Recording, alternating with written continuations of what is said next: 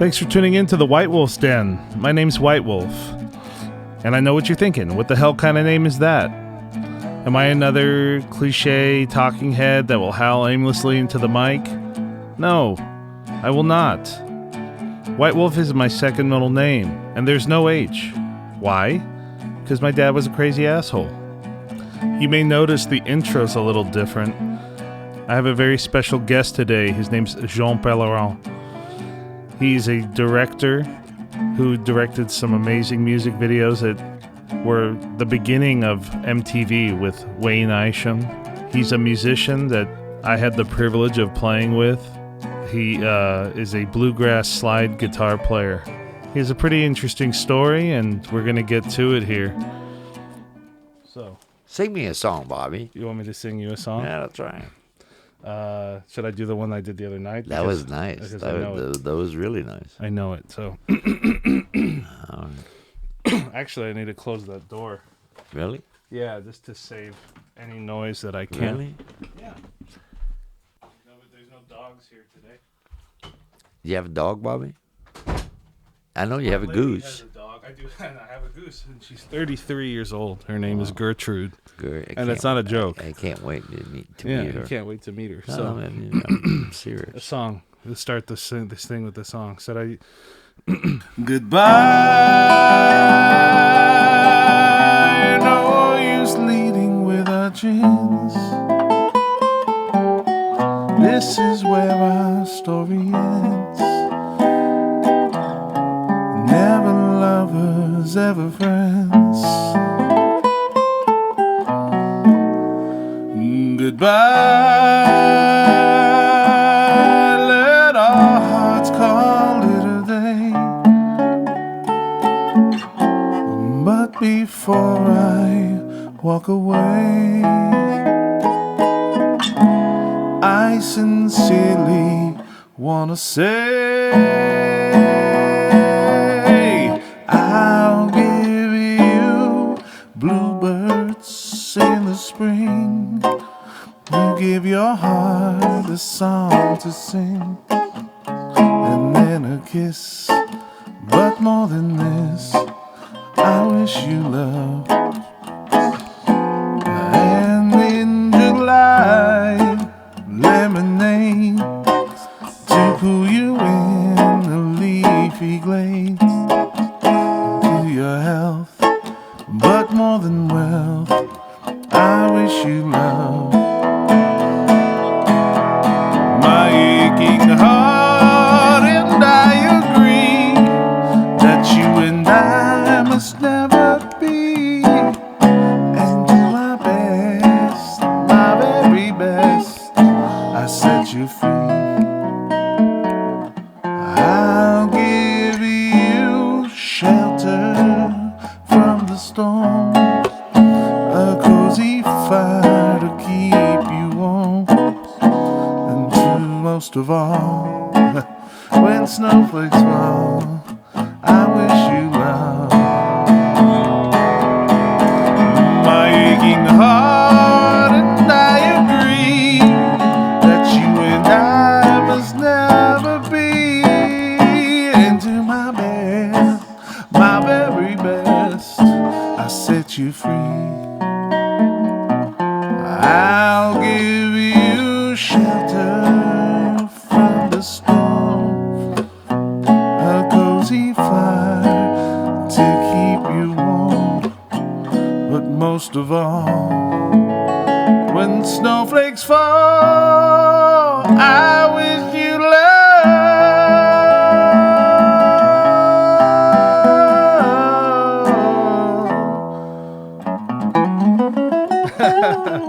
All right, we started a song. We started this whole thing off with a song because Jean is the director here. So, oh, come on, Bobby. You know that was a great song. You sang that song for me the other night. Yeah, we was perfect. And he had no idea that was coming. He thought I was going to sing Green Day or something. Either that or I want to rock and roll all night.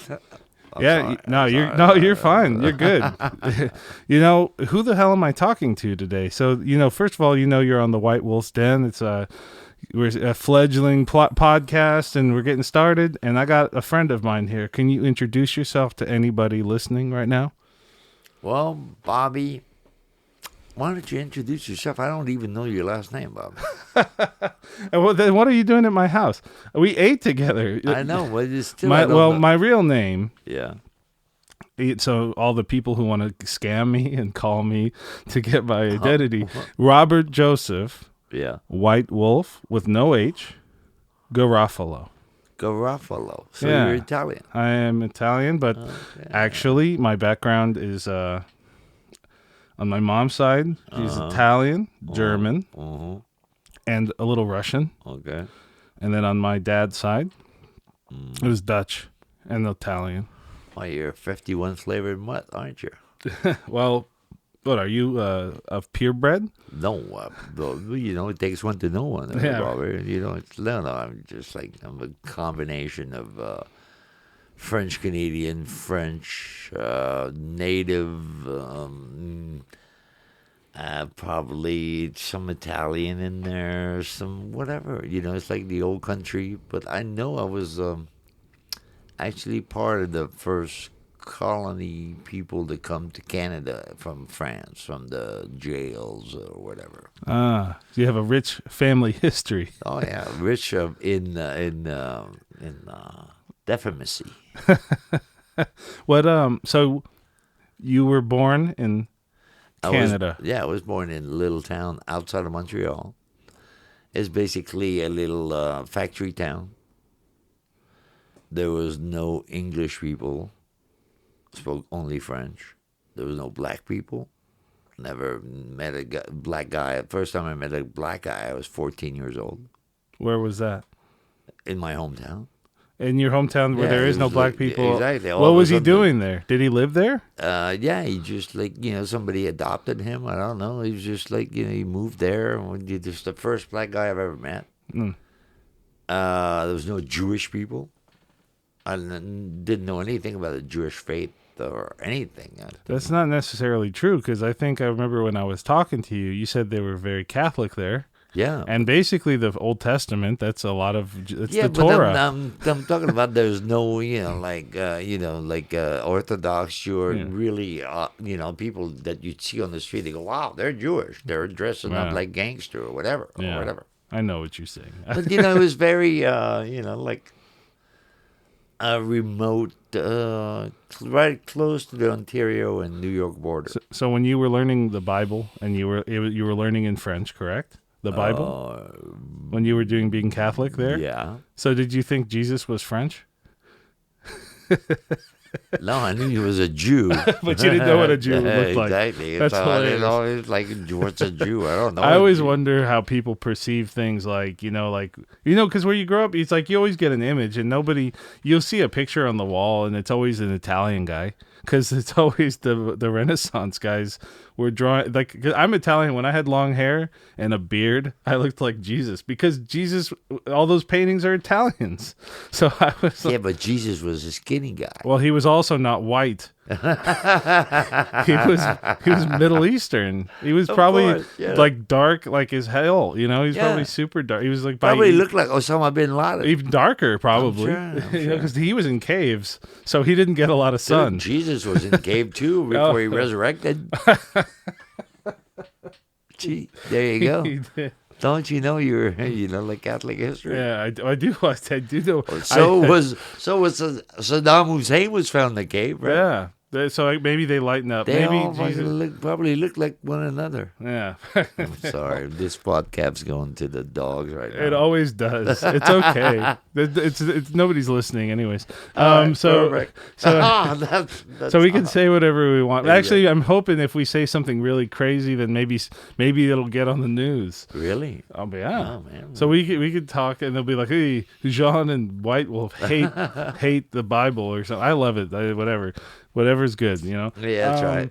Oh, we could shock if we want. We can trick. We can like put Howard Stern to shame. So no way. Well, I'm not even. I don't want to start a battle with him, because right now he's got more fans than I do. So then they could bully me. They could bully me. Hey, so where did you go? Where did you go after Canada? Like, how did you move to LA then? Or No, what we were talking about earlier. At one point, I went to school there, and I got kicked out of high school. you okay? So when you were in Canada, you got kicked out of school. Exactly. Kicked out of school because I wouldn't rat on my friends that were selling dope. Mm. And at one point, before I got kicked out of high school, I wanted to get out of that little town that I was living in. It was called Valleyfield. Yeah. Beautiful little town, but it's just like, I had to get out of it. So I applied to this very prestigious acting school in Canada, where they took like out of 800, like applicants, they took like 8 people all over Canada. And when that happened, that was in December of 75 or 76. And then all of a sudden, that shit happened in high school. I got kicked out of high school. But then I got this letter saying, hey, you've been accepted to this prestigious college. So I said, well, I don't have to do my exams or anything. I got kicked out of high school. I'm already accepted. So that was my ticket out of town. And that was away from my little town. So it was closer to Montreal. So right off the bat, I was out of that town. And then from there, they realized that I never got my high school diploma. And then they came after me and said, well, you got to do your exams again and stuff. And I said, sure, no problem. And then when time came to do my exam, I just didn't show up or whatever. And they said, well, you got to do them again. And then by then I transferred to another college. So I sort of left a paper trail that was, And eventually I knew that acting and stuff wasn't going to cut it, because I would always be doing something that somebody else wanted me to do. So it was like a, subordinate type of thing. Then I got into film. Then I went to film school up there, but there was no film being made in Canada in the 70s. Mm-hmm. But you went to film school up there. I went to acting school, then I transferred to a film program at another school. You can set that there if you want. Oh, thanks, man. Yeah. And then at one point, I knew there was not going to be any films being made there. So I said the only place to make films would be either L.A. or New York. And New York was cold and miserable, just like Canada was. Oh, Canada. So how Canada gets pretty cold, huh? I heard about that in the news. Yeah. You heard it gets nasty, terrible. What was the coldest day you ever felt? Well, my worst memory of Canada is waiting at 6:45, waiting for the bus to go to high school. It was dark, -40. I'm waiting for the bus to take me to the Gulag, and then take me back at 4:30 to my house when it's dark, and still -40. Oh, God. In LA, like we just stop everything. Like no, but people when it rains out here, like can't take it. They just can't take it. What's Gulag for Americans? Gulag. It sounds like a stew. Is that a type of soup? That's not. That Gulag is not a stew. That's borscht, man. That borscht is a stew you eat at the Gulag. Gulag is the jail. It's the fucking ghetto. It's like the Gulag. You get sent to the Gulag. So you were a bad kid. Bad kid. No, I was a good kid. You're a good stuck kid. in a bad place. Yeah. Then I became a bad kid, and then and then there was only one way out. It's either I was gonna end up in jail over there, like all my friends, or I was gonna get out. I had to get out. How many people were in your town? Like that small town? 20 some odd thousand people. Was there a lot of drinking going on up there? Yeah, it's a biker town. Everybody all my friends left high school in 10th grade to go work in the factory. In the town? Yeah. That's all the only reason it was a town, basically, was the farming and the factory? Yeah. I had some friends in Mississippi, and they'll if they listen to this, they'll know who they are. But they were in Hamilton, Mississippi. Hamilton. My buddy was born in Tupelo, where Elvis was born, and then his mom lived there, and then his dad lived in Hamilton. Like, I guess they lived there, and then I know there was a divorce. And the one of the big reasons Hamilton was a town is because they have a chemical factory there, and everybody got a settlement from them because there was they were all cancered up.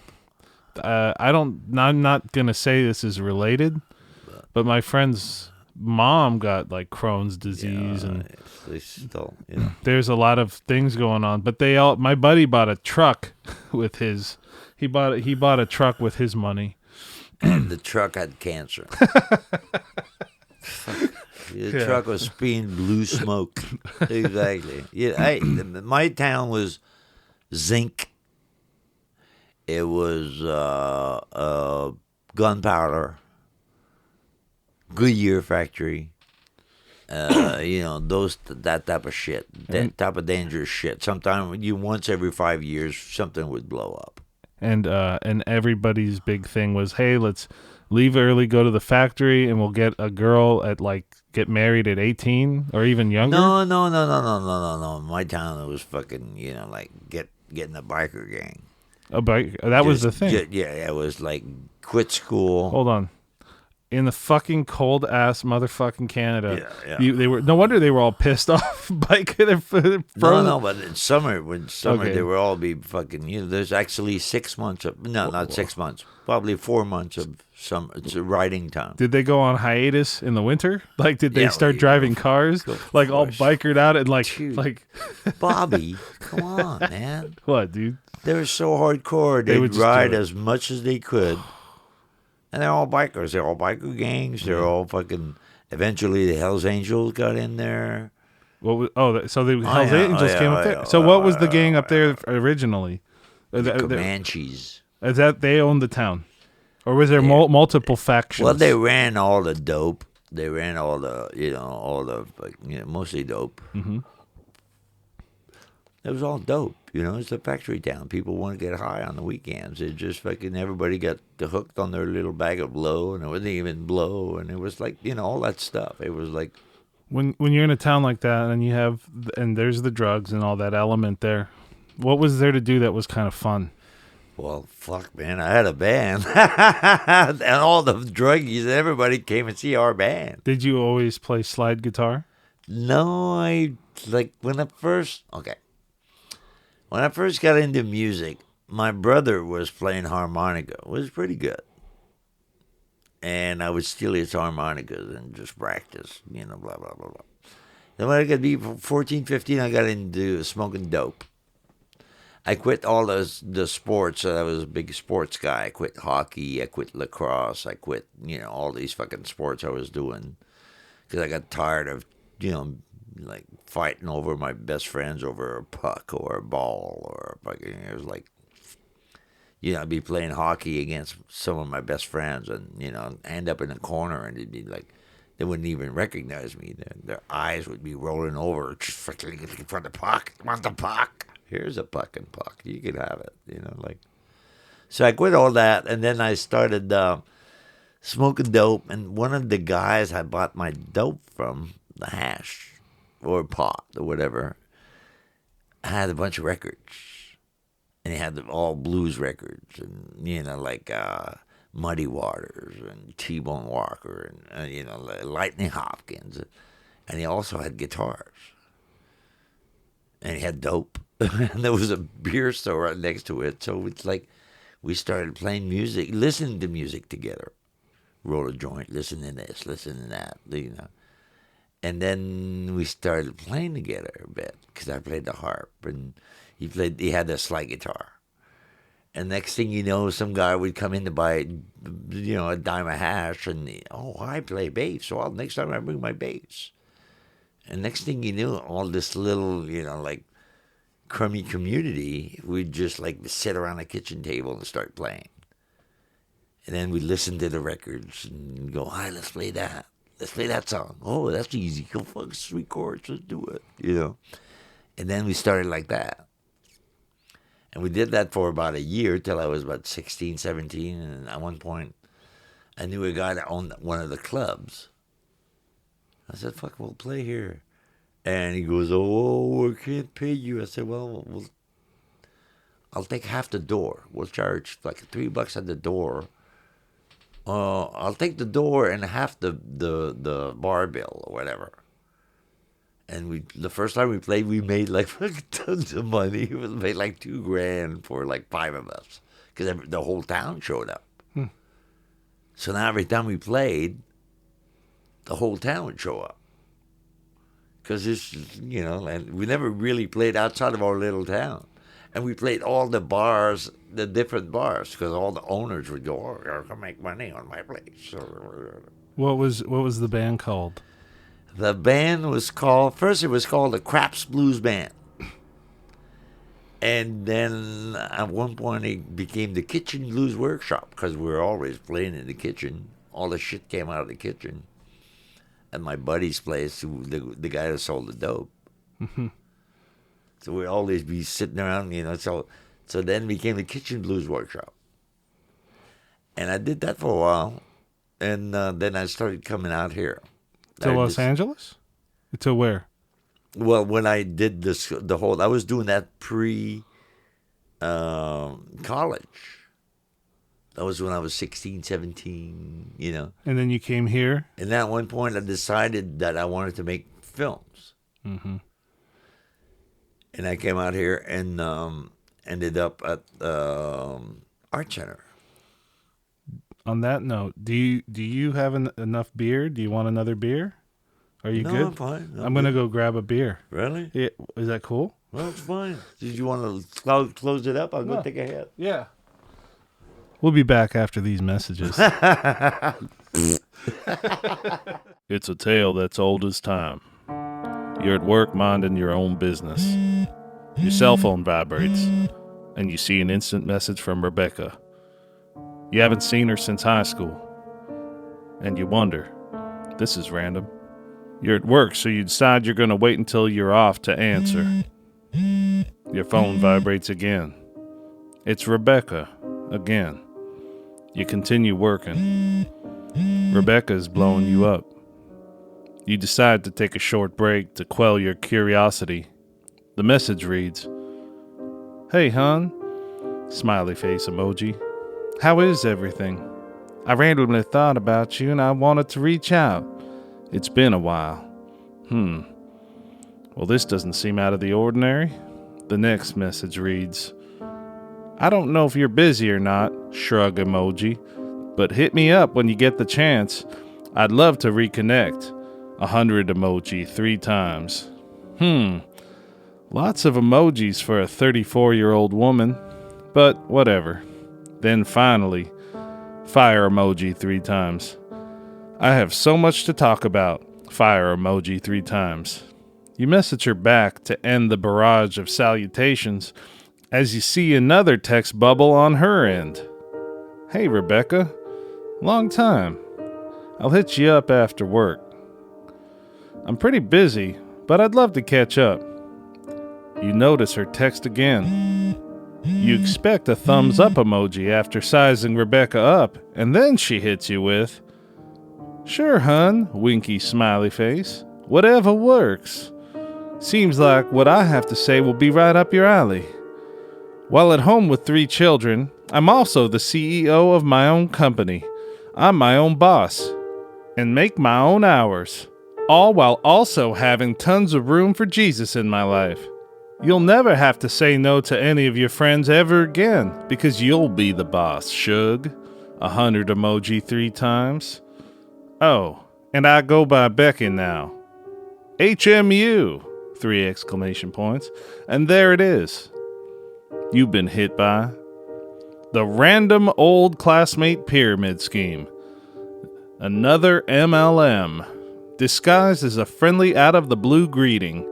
These desperate individuals have been suckered into the quote-unquote deal of a lifetime by some other sucker. Their only recourse is to drag every person they know down the drain as well. They read from a fancy script indicating that they are their own boss, that they make their own hours, and that they are not only the owner of the company, but they use the products too, and are seeing magical and almost unbelievable results. They then promise that you could be their partner for a small sum of money, and in return, they send you some product that you in turn can sell to all your friends for profit. The items sold are usually some type of cheap lotion, diarrhea tea, makeup, basically fake fountains of youth or magic diets.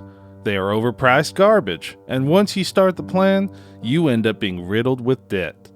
Don't fall into this trap. There is one simple way you can end this vicious cycle. When you get that I am, respond, "Fuck off, Becky." This message is brought to you by the Hardworking, Honest, Smart, Logical People Society.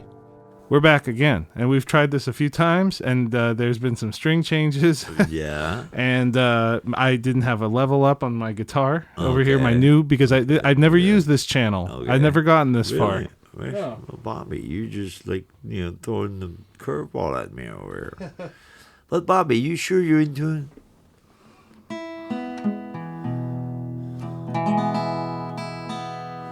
Is that the one you don't like? The third one I don't like. You hate that one on your guitar too. I know. The fourth one. Hey. Last one's not good either. Are you sure? You're deaf. It's beautiful. All right, here we go. Okay. So this is a song from the 1890s that somebody lived the same fate, and it's called "Baby Out of Jail," and it goes like this: 1, 2, 3.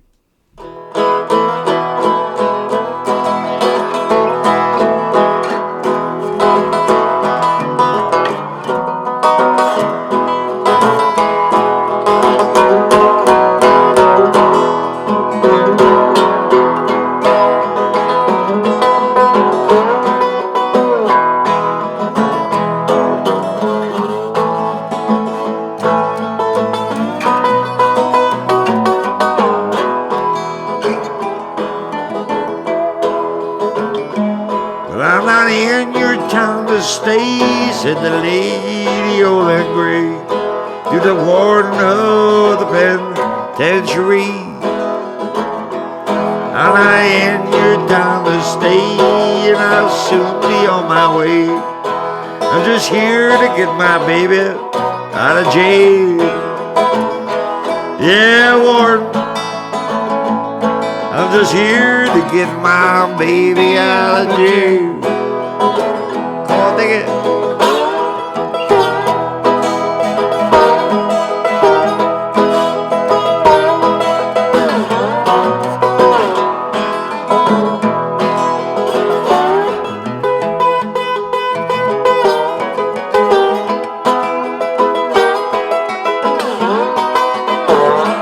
Round up.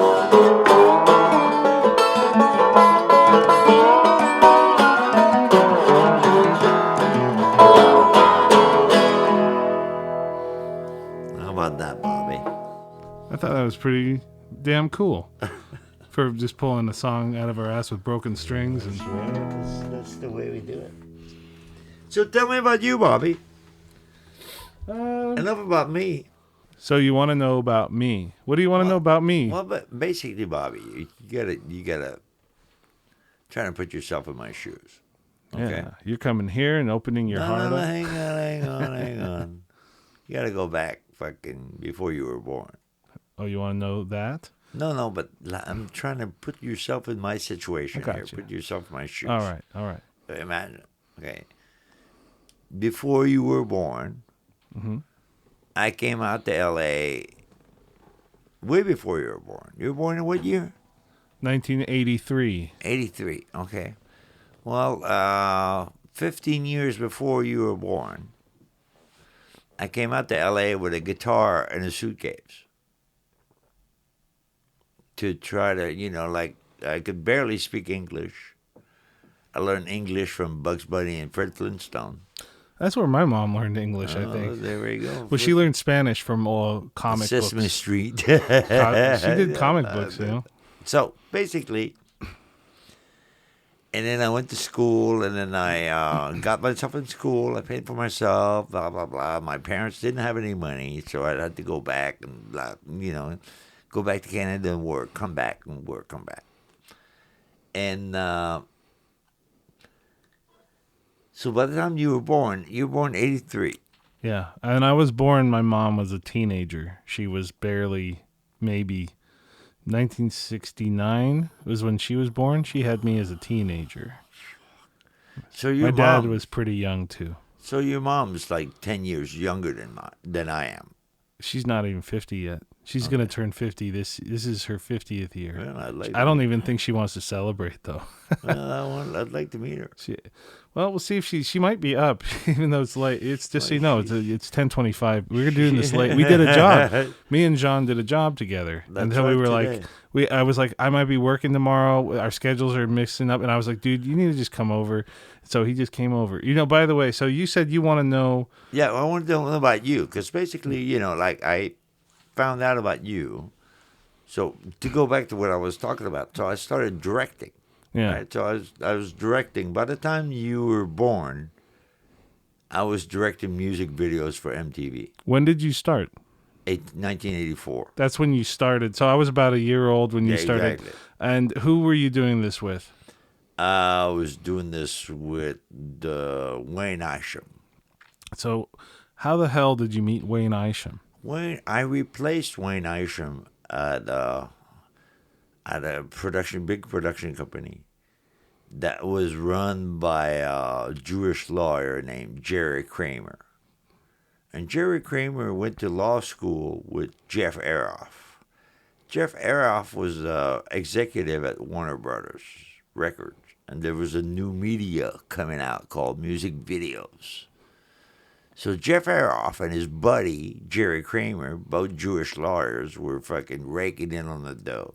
One was working at Warner Brothers, and the other one had a production company. And they would commission videos, and they would fucking stick money in their pockets like there was no tomorrow, and they were ripping off a young, upcoming filmmaker. As they've been doing, all of those executives have been doing. So basically, Wayne Isham was one of those early ones that got ripped off by Jerry Kramer. And this is the greatest fucking story ever. At one point, I made a music video for my band in Art Center in 1983. And it was called The Laundromat Blues, and had all these weird camera tricks that I had. I made camera tricks where I did like the camera inside of a dryer, like a clothes dryer. And all my friends, the creative friends, came up with the ways to do it. I had the camera, a Bolex, which is a crank camera on a swivel, mounted on a swivel, so I could turn it like 360. And in front of that, I put a barrel that I'd cut halfway through that was mounted on the four-wheel dolly back upside down, corrugated iron barrel, and I put some clothes in there. So it was like the shot inside of a dryer. Yeah. Looking out to people that were looking into the dryer to see if their clothes were dry. And it was all this weirdo fucking, incredible... Which video was this? That was for a video you can find on YouTube called Laundromat Blues. And who was this? That was our band at the time. That was you guys. Yeah, and so you did that for you. Yeah, for our own band. That's incredible. And the band was called Bag of Snakes. Okay. And this is in L.A.? This is in L.A. out of Art Center. Wow. And that's on YouTube. Yeah, that's on YouTube. It's really fucking crazy, black and white. It's me and all my school buddies. And was this a project for film? It was for my school? It was my thesis or whatever. Back in 1980, late '83. Where did you record the music at? The music was recorded at a big studio, because at that time I was still involved with the drug people that I was involved in the 70s and 80s. As it happens sometimes. Yeah, and they were in town, and I did them a big favor. And they gave me the money to go in the studio, the $1,000 it cost to go in the studio. I think we went on Crystal Studio, which was on Vine and near Santa Monica. Can't remember. Yeah, we did that Crystal. This is like, fuck, we're talking about like 81, 82, whatever. And that, I took that around. That got the attention of a few people because it was so innovative. Because the dryer shot, and I had all these really weird. My thing at the time was to try to get all the weirdest camera tricks. Like how the fuck they do that? How's that? And that's the first thing the guy that hired me, that guy Kramer, hired me and said, like, he looked at the shot and analyzed the shot, and he said, do you know how much it would cost me to do that? And I go, no. He goes, how did you do that? I said, I ain't going to tell you. Good shit. You figure it out. Yeah. And then he hired me. Good. And then after the first video I did, he like literally fucking fucked me. He fucked you. Oh, big time. It was like, but I didn't find out. I was replacing another guy that he'd fucked before. And that guy that he'd fucked before was Wayne Isham. Mm-hmm. So he fucked Isham without wanting to pay him so he could pocket the money. And they found another sucker. That's you. That was me. And when I was meeting with him for the first time, and he was telling me that I was the greatest fucking thing in Hollywood, Isham walked in, fucking blaring and demanding his money. And he looked at Kramer and he said, if you fucking don't give me my money, I'm going to throw this big old fucking VCR through the fucking window. And I'm just sitting there, this kid out of school. I'm looking at this blonde hair Viking going, holy fuck, who's that guy? I want to know that guy. That was my introduction to Isham. That's great. And then later on, when Kramer fucked me, somebody else asked me to go. He said, you should go meet with these guys that they started a new company called The Company. And I went to meet this guy named Kurt Marvis. And as I walked into his office, there was that blonde Viking guy. He was now a partner with that guy. And I walked in, I go, dude, I know you. I go, you're the guy that fucking, threatened to toss Kramer's shit out the window.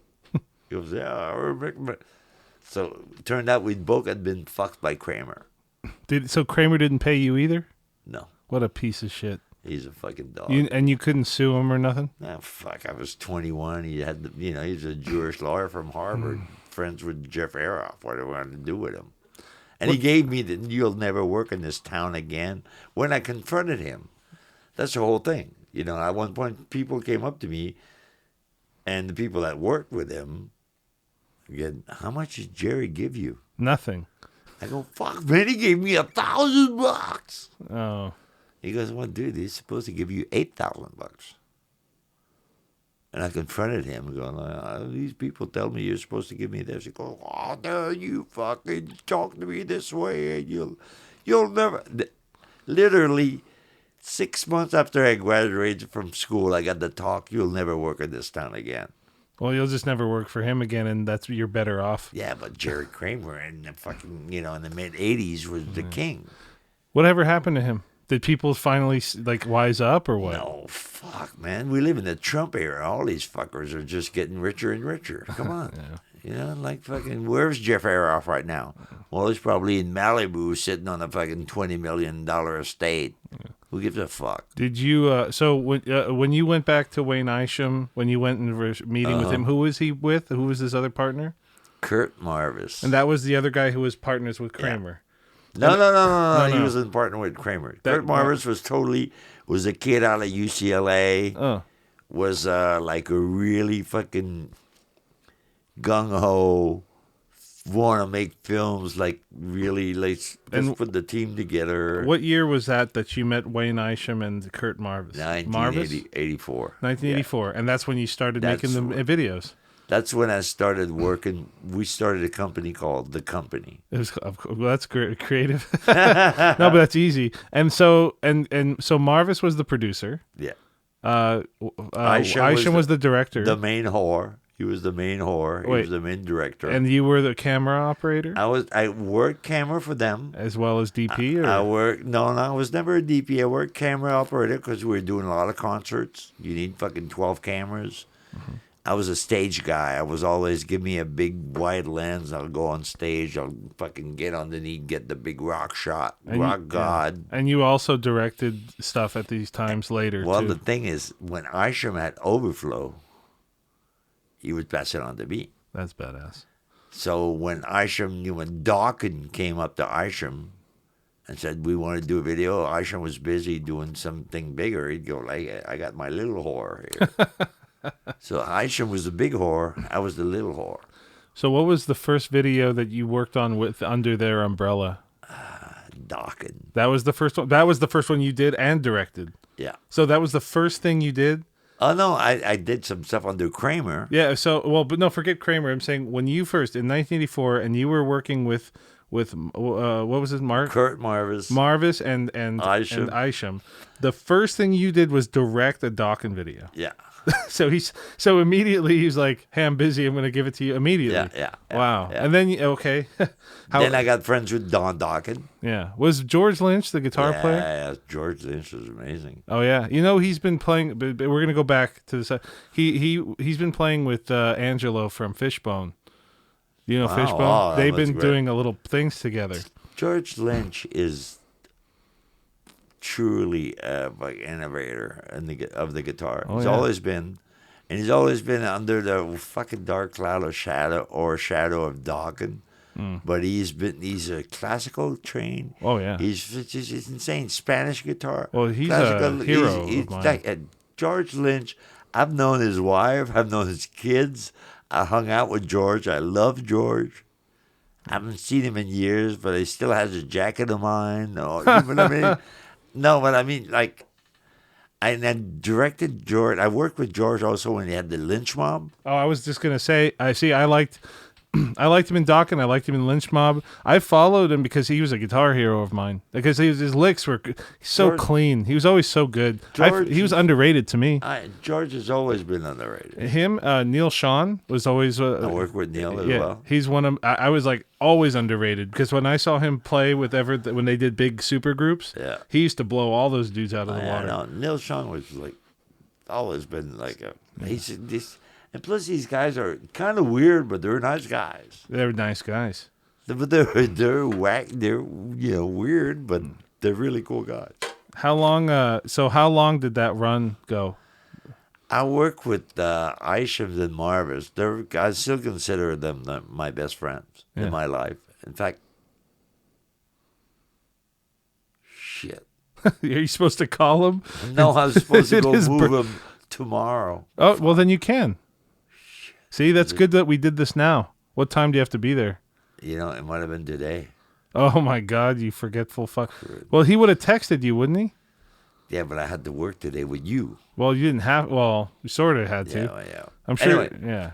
That's hilarious. Well, it's good. Tomorrow morning, just text him in the morning. Yeah, definitely. And just make sure you don't have to... That's hilarious. Yeah. It's okay. I'm sure you were going to help him move? Yeah. Where's he moving to? You don't have to... Let's not go there. All right. I'm sorry, dude. It's okay. Elevator. Sorry, Wayne. I started with Dawkins. Yeah. And then they moved on to all other bands. Name a list of bands that you guys did videos for. Dawkins. Started with Dawkins. And then it moved on to Def Leppard, the new album, Hysteria. I did Pretty Maids. I did Skid Row. Sebastian Bach. Yeah. So you spent a lot of time at the Rainbow Bar and Grill. Of course, that was my fishing. That's where I got all my gigs. Yeah. I did all kinds of fucking bands, all kinds of new bands, all kinds of Metallica. Which Bon Metallica Jovi. did you do? I did the very first. That was funny.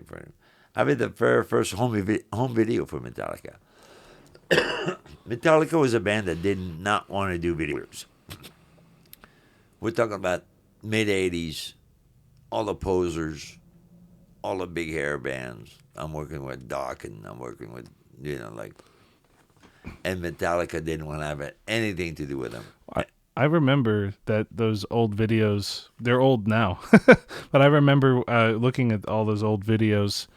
A lot of them was like the band was set up, like almost like they had their own stage, like, right? Mm-hmm. And that would be based, all the shots would be based around them on that stage. That's how it all started in the beginning. Yeah. Then eventually, I remember in the 80s, they would build the elaborate, like, truss setups. They started getting a little bit more elaborate. Yeah. Do you remember, I don't know if you remember, what some of, like, the early music videos that actually would have, I remember, what's her face? Oh, dude, but the videos were happening in the 70s, right? No. They weren't. No. What about what's her face? Blondie. Well, they were filming performances, but MTV started in 82, 83. Oh, so you said? Oh, so what you're saying is that is when it blew up because and that's when because they were making videos and stuff like that, but there was no outlet. Yeah. MTV was the outlet. When MTV started in 82, I graduated Art Center in 84. So I was right in the middle of that whole MTV revolution and the whole, entertainment of watching TV, music videos, type of shit. It was like the explosion. And I was like right there at the right time. And I was a musician. And I knew bands. And I did, had my little video I did for my band. And it was like, it was just, next thing I knew, I was making videos. What was the hardest video you ever worked on? I don't know. Because I remember, as an art department guy, because that's actually how I know you now. The one of the hardest. I remember all of my hardest jobs. Oh yeah, I remember all my longest jobs. Okay, what's the longest? Because music videos have a history of being ridiculously long. On the second Poison video, which was I Want Action, because I did the first one that put him on the chart and given a platinum album called Talk Dirty to Me. The next one was I Want Action, which is shows you where the minds was at that time. It was about 30 hours. 30-hour day. That was the longest day. 30-hour day. 30-hour day. Yeah. Did you get a nap? No, I got lots of good cocaine. I heard about that. Didn't they have people with trays going around? No. That was not. We were more discreet. But it's pretty funny. You know the guy Claudio that won the Academy Award for Pi? Mm-hmm. Well, that guy was managing the stage at SIR. He was a stage manager before he even got a camera assistant or being camera operator or being like a DP. He was managing. And we would come up to him and go, dude, we got to be here for another fucking 10 hours. And here's a big bag of blow. And it's like whoever's going to hire to, give him some too. Or then it was like that in that era. We're talking about mid-'80s. But now, besides getting that bump, did you get a bump in salary if you had to work that many hours? Oh, fuck no. No. Oh, fuck no. There was like, the days of just get it done. And we all thought we were like innovators and, we just gonna fucking turn the world upside down and just, we gotta, And plus the thing, it was like, at one point those videos were a performance, but then we added storylines. That's what I was going to ask you. When did that happen? That happened in the mid-'80s, mid to late 80s. Do you remember any video in particular where when you first started doing storylines? What kind of started it all? Well, that was the band. The band wanted. You mean The Wait? When they did The Wait? The movie The No, Band? no, no, no, no. The bands Oh, the wanted, bands. like didn't want just like they wanted some kind of storyline. Because I or remember whatever. Scorsese did he did The Band, The Wait, or not The Wait, but he filmed the band with all that the was in fucking '76, right. dude. But that was a movie. I was in that. Exactly. It was it was kind of a music video. It Yeah. was live performance. Yeah, another live But with like performance. music videos, they you can involve personal storylines. A lot of these rockers wanted to like live out storylines and be the good guy. A lot of these rockers wanted to be movie stars. Yeah. All of a sudden you get involved in the storyline with Don Dokken trying to fucking play the lead guy, and he's fucking can't play a tomato. A lot of that's happening now because the music industry has been changing so much. Like it's a lot harder to make money as a musician. It really sucks in my opinion too, because you have these bands that create this music and they're it's their original stuff. And it's the stuff that gets popular. And then in the past they got what 10 cents on the dollar and then all the other hands get in the pots, right? And then they used to make their money on their merchandise and whatnot. More like 1 cent on the dollar. Right? Yeah, so if you're lucky, certain people started getting better at business, but then they got better at swindling. So then they're taking the merchandise too now, the big record companies. Really? Yeah, and then because when digital started, it's a lot easier to share music illegally. And so bands are not making as much in their sales as they can because a lot of people steal music. And then there's now streaming services like Spotify, iTunes. They don't pay shit. And you can play like one song 1,000,000 times, and they only get like $2. I wish I would have made money with music because I've been playing all my life. Yeah. But I know I never will. Yeah. Well, no, that's not necessarily true. Yeah, but it's not my aim. It's not my aim anyway. But what I'm saying too is that there's a lot. Look at all the artists, and they're good. I think because to be an artist, you kind of have to be an actor. You're playing a part, even if it's you. When you go on stage, you have to be on in a way. It's either you're an actor or an entertainer. Yeah. Well, but I'm just saying there's a lot of people who are being actors on top of it as well. Like, look at today. Who did we have today? We had Kelly Clarkson. And you saw how she acted. Like, she was killing it. Like, she did her lines, one take, and boom. I wasn't there. I was outside. Oh, I was in there. So, but I'm just saying they're all doing almost anything but music. Look, they're on The Voice. They're sitting in the chair. And they're judging other people who want to be big. You have them acting in movies. Look at Lady Gaga. She made that movie, and she was up for an Oscar. Yeah, but Bobby, I don't give a fuck about any of these people. No, I know, but what I'm saying is that, what you were saying, like things changing, and they want to make storylines, and they want to act. They've always wanted to act, but now it seems like some of them are good, some of them are bad. Some of them, yeah. Don Dokken sucked. What was his storyline? Don Dokken was I liked Don, but he was like a control freak. But he was also the guy that was like the singing for the hearing impaired. Oh, he would always go like, "My heart burns for you." He'd be like mimicking with his fucking hands and gestures his words. Where he would just go like, "My head hurts," or like I had to tie the fucker's hands down. You go, "Little dude, you look like a fucking idiot trying to mimicking all the words you're saying. We hear the word you're saying. You don't have to mimicking with your hands." Yeah, you go, "My heart burns for you." You're like, dude, what the fuck's wrong with you?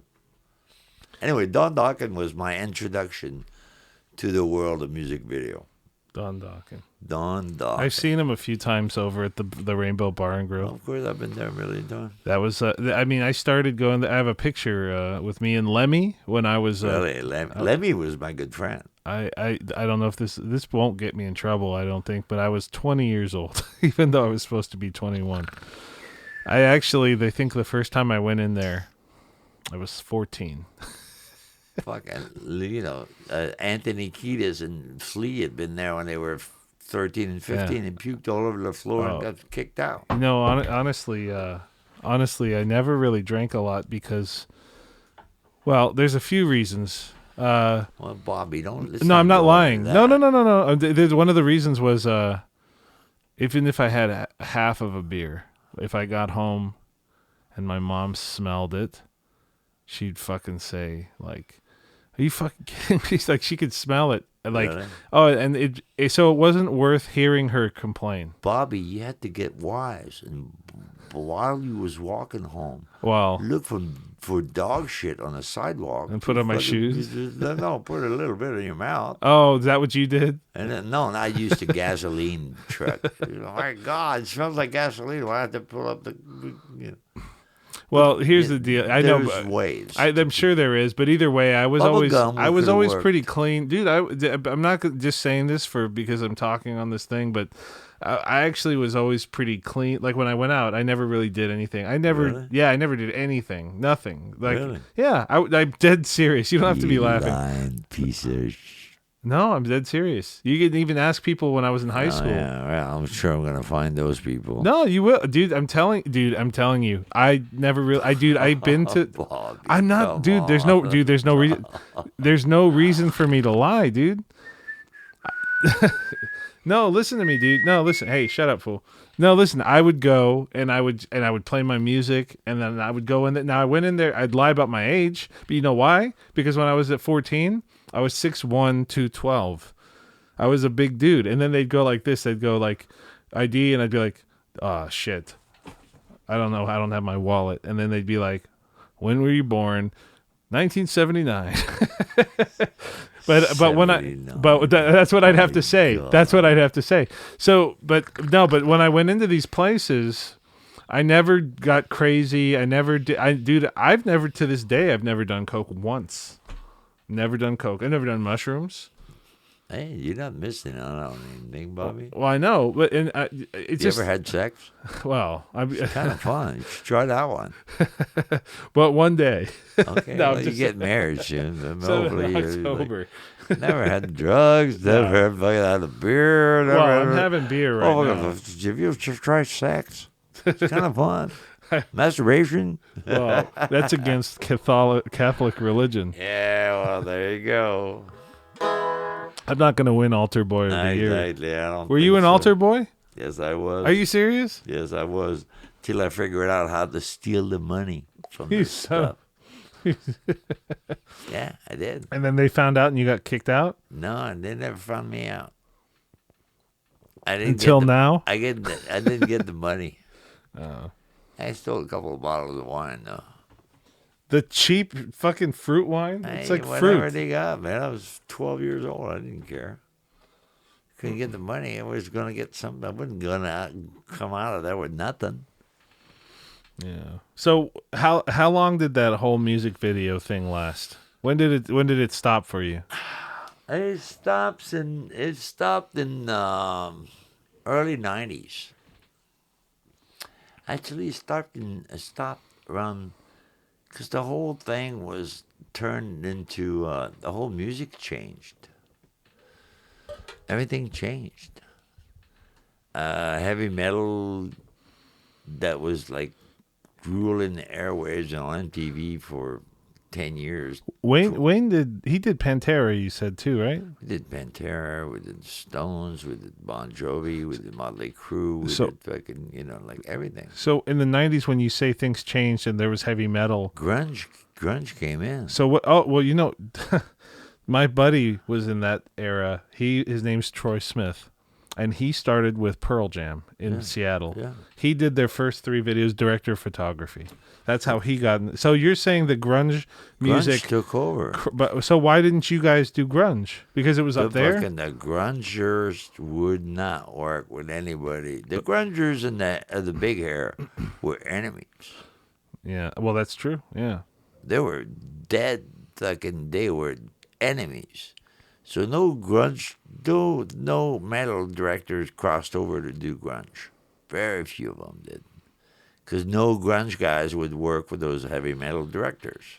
because in my grunge is when I started playing guitar. When Kurt Cobain died, my friend brought a guitar to school. Kurt Cobain done in fucking 2001. No, fool. 91? 94. Because 1994. grunge came in big. Pearl Jam and all these guys. Mother Love Bone. 92, 91. 91.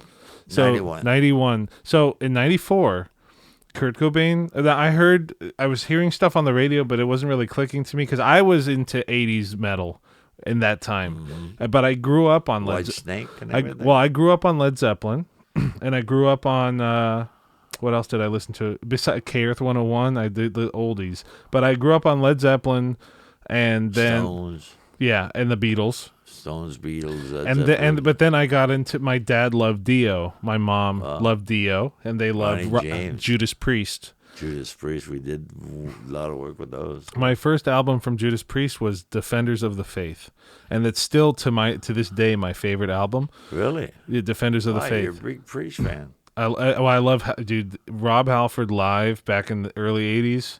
There was something so special. We filmed them in Texas. One of my favorite shows of theirs, where was that? I saw one online. It was that tour, the Defenders of the Faith tour.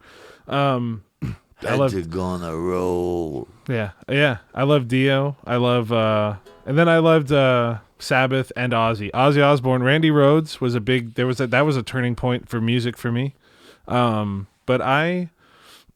So I loved all that stuff. Then Kurt Cobain died, and my friend brought a guitar to school. Now, I'd always sang in choir, and I had piano at home, and I always was really rhythmic, like when I listened to the music. And when he brought the guitar to school, and people really took to it, I was like, I want to play the guitar. Mm-hmm. My mom, she got me a guitar, and I started taking lessons. I was 11. It was a February. And then when the summer came, I hit it, the blues. I remember I got into Jimi Hendrix. Wow. One of my first CDs that I got, my first 5 CDs, I copied my friend, that same guy with the guitar. Led Zeppelin 1, 2, 3, The Beavis and Butthead Experience. Hold on. And then, hold on. The Led Zeppelin 1, 2, 3, The Beavis and Butthead Experience, and Jimi Hendrix Live at Woodstock were my first 5 CDs. That's pretty good. Jimmy, that album, the Live at Woodstock, changed my direction of music.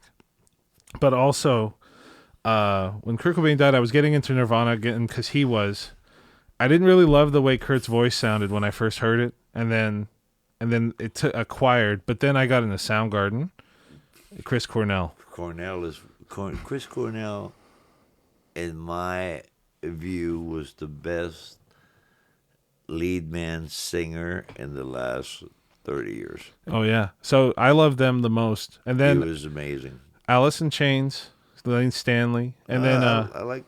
Dude, I love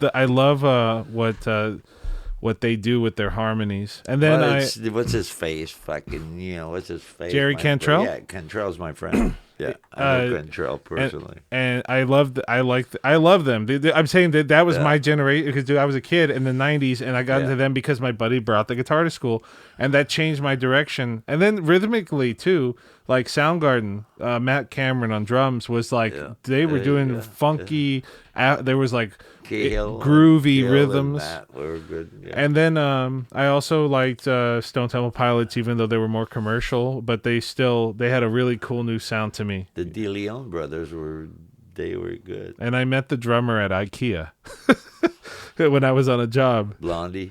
Yeah, is Eric. Eric Kretz. So I met him there. I was doing a job, and I recognized him because I used to look at the album covers, and I love art, the album arts. So I was looking at him, and I was like, he looks familiar. And I went to go to the bathroom, and then I came back out, and he was still there, and I was like, that's not the guy from Stone Temple Pilots at IKEA.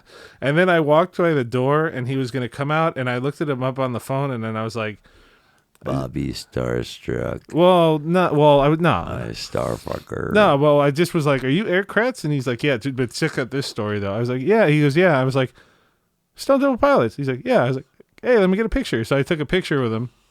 And then we were talking, and I was like, Starfucker. hold on, dude. I said, are you going to play again? And he goes, oh, we're going to do a 20th anniversary tour. And I said, huh. I said, I just heard Scott Weiland on the radio on the way here that said he's going to do a tour with Velvet Revolver. And then he goes, that fucker. I said, I'm sorry, dude. He left. And then that year is when he died. That year is when Scott Weiland died of a heroin overdose. That was the problem with grunge rock. All those heroin. They were all in heroin. Yeah, man. they were all on drunk. Some of them, like some of them did better than others, but you never know if you're a junkie. So when you got out of the music video business, like what happened? How did what was the very end? It's pretty crazy. I started doing stuff in the 90s. I went to Nashville. I did a couple of things in Nashville. I liked Nashville because I liked that type of music. But it never really panned out. I did a couple of things for Alison Krauss, which I love. She was so amazing. And all of a sudden, my wife had a kid. I'd been married for over almost 10 years. And all of a sudden, we had a kid. And my wife was working at the Getty, and she had all of a sudden she had the instant the income, and so from 93 to 96, 97, I became Mr. Mom. I just gave up my whole fucking like it was over, and I was just Mr. Mom. At first, I was freaking out because, well, my career, blah, blah, blah, I'm a filmmaker, blah, blah, blah. And my wife went back to work after 3 months. And I was like, hey, dude, that's your job right now. You got to take care of a kid. You got to change the diaper. You got to fucking feed her. You got to fucking pump at night. And give her, it was not formula. It was like breast milk, and they got the whole fucking thing, the whole fucking schedule going. This is your job now. For the next 2-3 years, Well, you ain't going anywhere. You ain't taking trips. You ain't fucking, dude, Was that the only kid you had? Yeah. How old's your kid now? 26. 26. Oh, it's a girl? Yeah. What does she do? She's doing her master's at Parsons in New York, Windsor-most fucking, like snottiest school in New York. Okay. What do they study there? Parsons is an art, very prestigious art university. Yeah. She's studying fine arts photography. Great. Yeah, she's kicking ass. She's Yeah. doing good. And she's also in an age where, again, they're not going to make you work the long hours without paying you, right? Oh, I don't know, man. She's working long hours just to pay for her shit because she's, she's like she got grants and blah blah blah. Because obviously I'm not in a position of buying anybody a fucking Cadillac. Yeah. But she's doing good. So when you were doing the mom stuff, the homemaker stuff, and then she got old enough. I know you're doing art department stuff now. No. After that, at one there's point, more. I took 4 years to just be with her, and then I started making short films because I wanted to get into movie making because I directed, Rockstar or whatever. So was this like you were producing them, like you were writing them, producing them? Yeah, I did write, produce, and I had my best friend was my partner, the guy I went to school with. That was, I had a camera, and we could make films together. So we made short films. Did any of these films go to like Sundance or Cannes? I took him there. That's fun. It's a fun thing, but when you make a short film, just to make a short film in itself is a feast. just like, it takes a lot of time, money, film, blah, blah, blah, blah, blah, blah, people, named actors. By the time you're done, just to involve them in film festival, it's $100 a pop.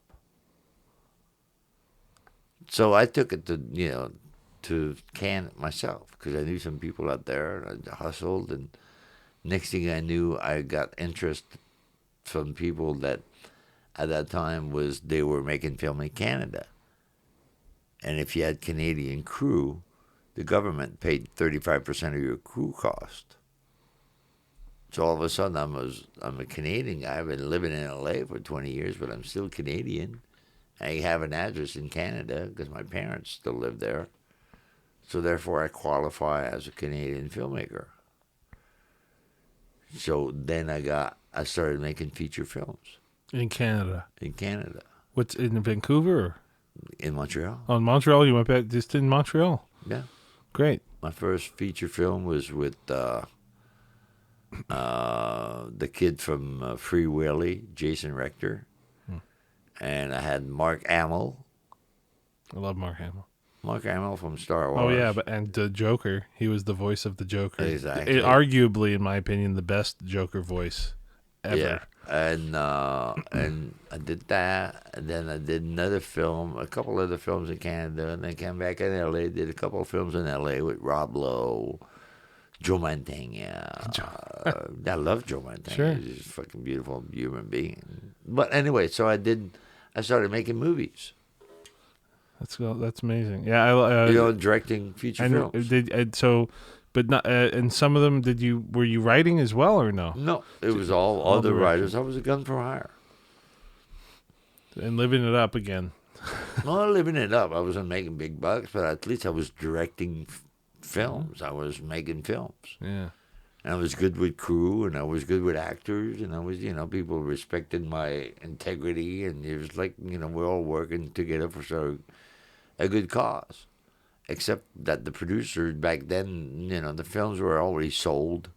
They didn't give a fuck. They just wanted to save money and just like get whores and whatever. That's what producers do. Did you do all these films under your own name, or did you have a pen name, or it was under my name, Jean Pellerin? Yeah, it's under IMDb. You can look it up. Sure. I'm all over the place. That's amazing, dude. And here it's like, and the story of how we met.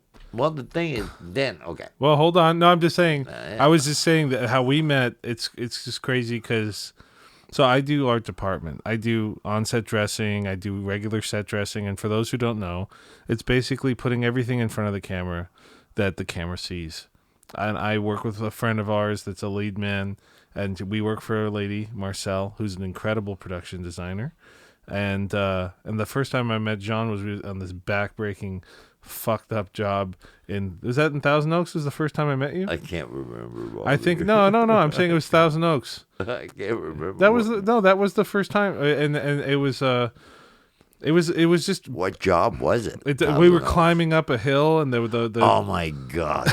and there was all the confetti. And my god! And it went all late nights, fuck. And then we'd have to drive home. That's the first time I met you. I think that was the first time I met you, and I heard about, and I saw you. And who the fuck is this Jean guy?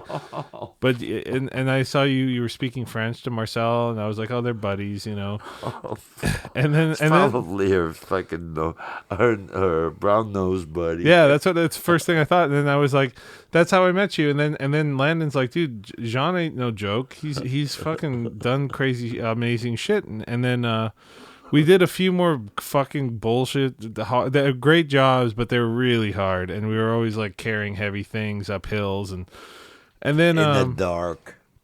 Recently, we did a job, and Jean was like, I'm going to go play at this place called the Yacht Club, and we're going to play bluegrass. And he goes, check out this video. And I checked out the video, and it was like, can I sit in with you guys? And you were like, fuck yeah, go ahead, I don't care, let's do it. And but I knew inside you were like, he's gonna suck or something. And I was like, I didn't know what to expect, Bob. As usual, as you shouldn't. But I love bluegrass, and I love blues, and I love playing out, and I love playing cool places.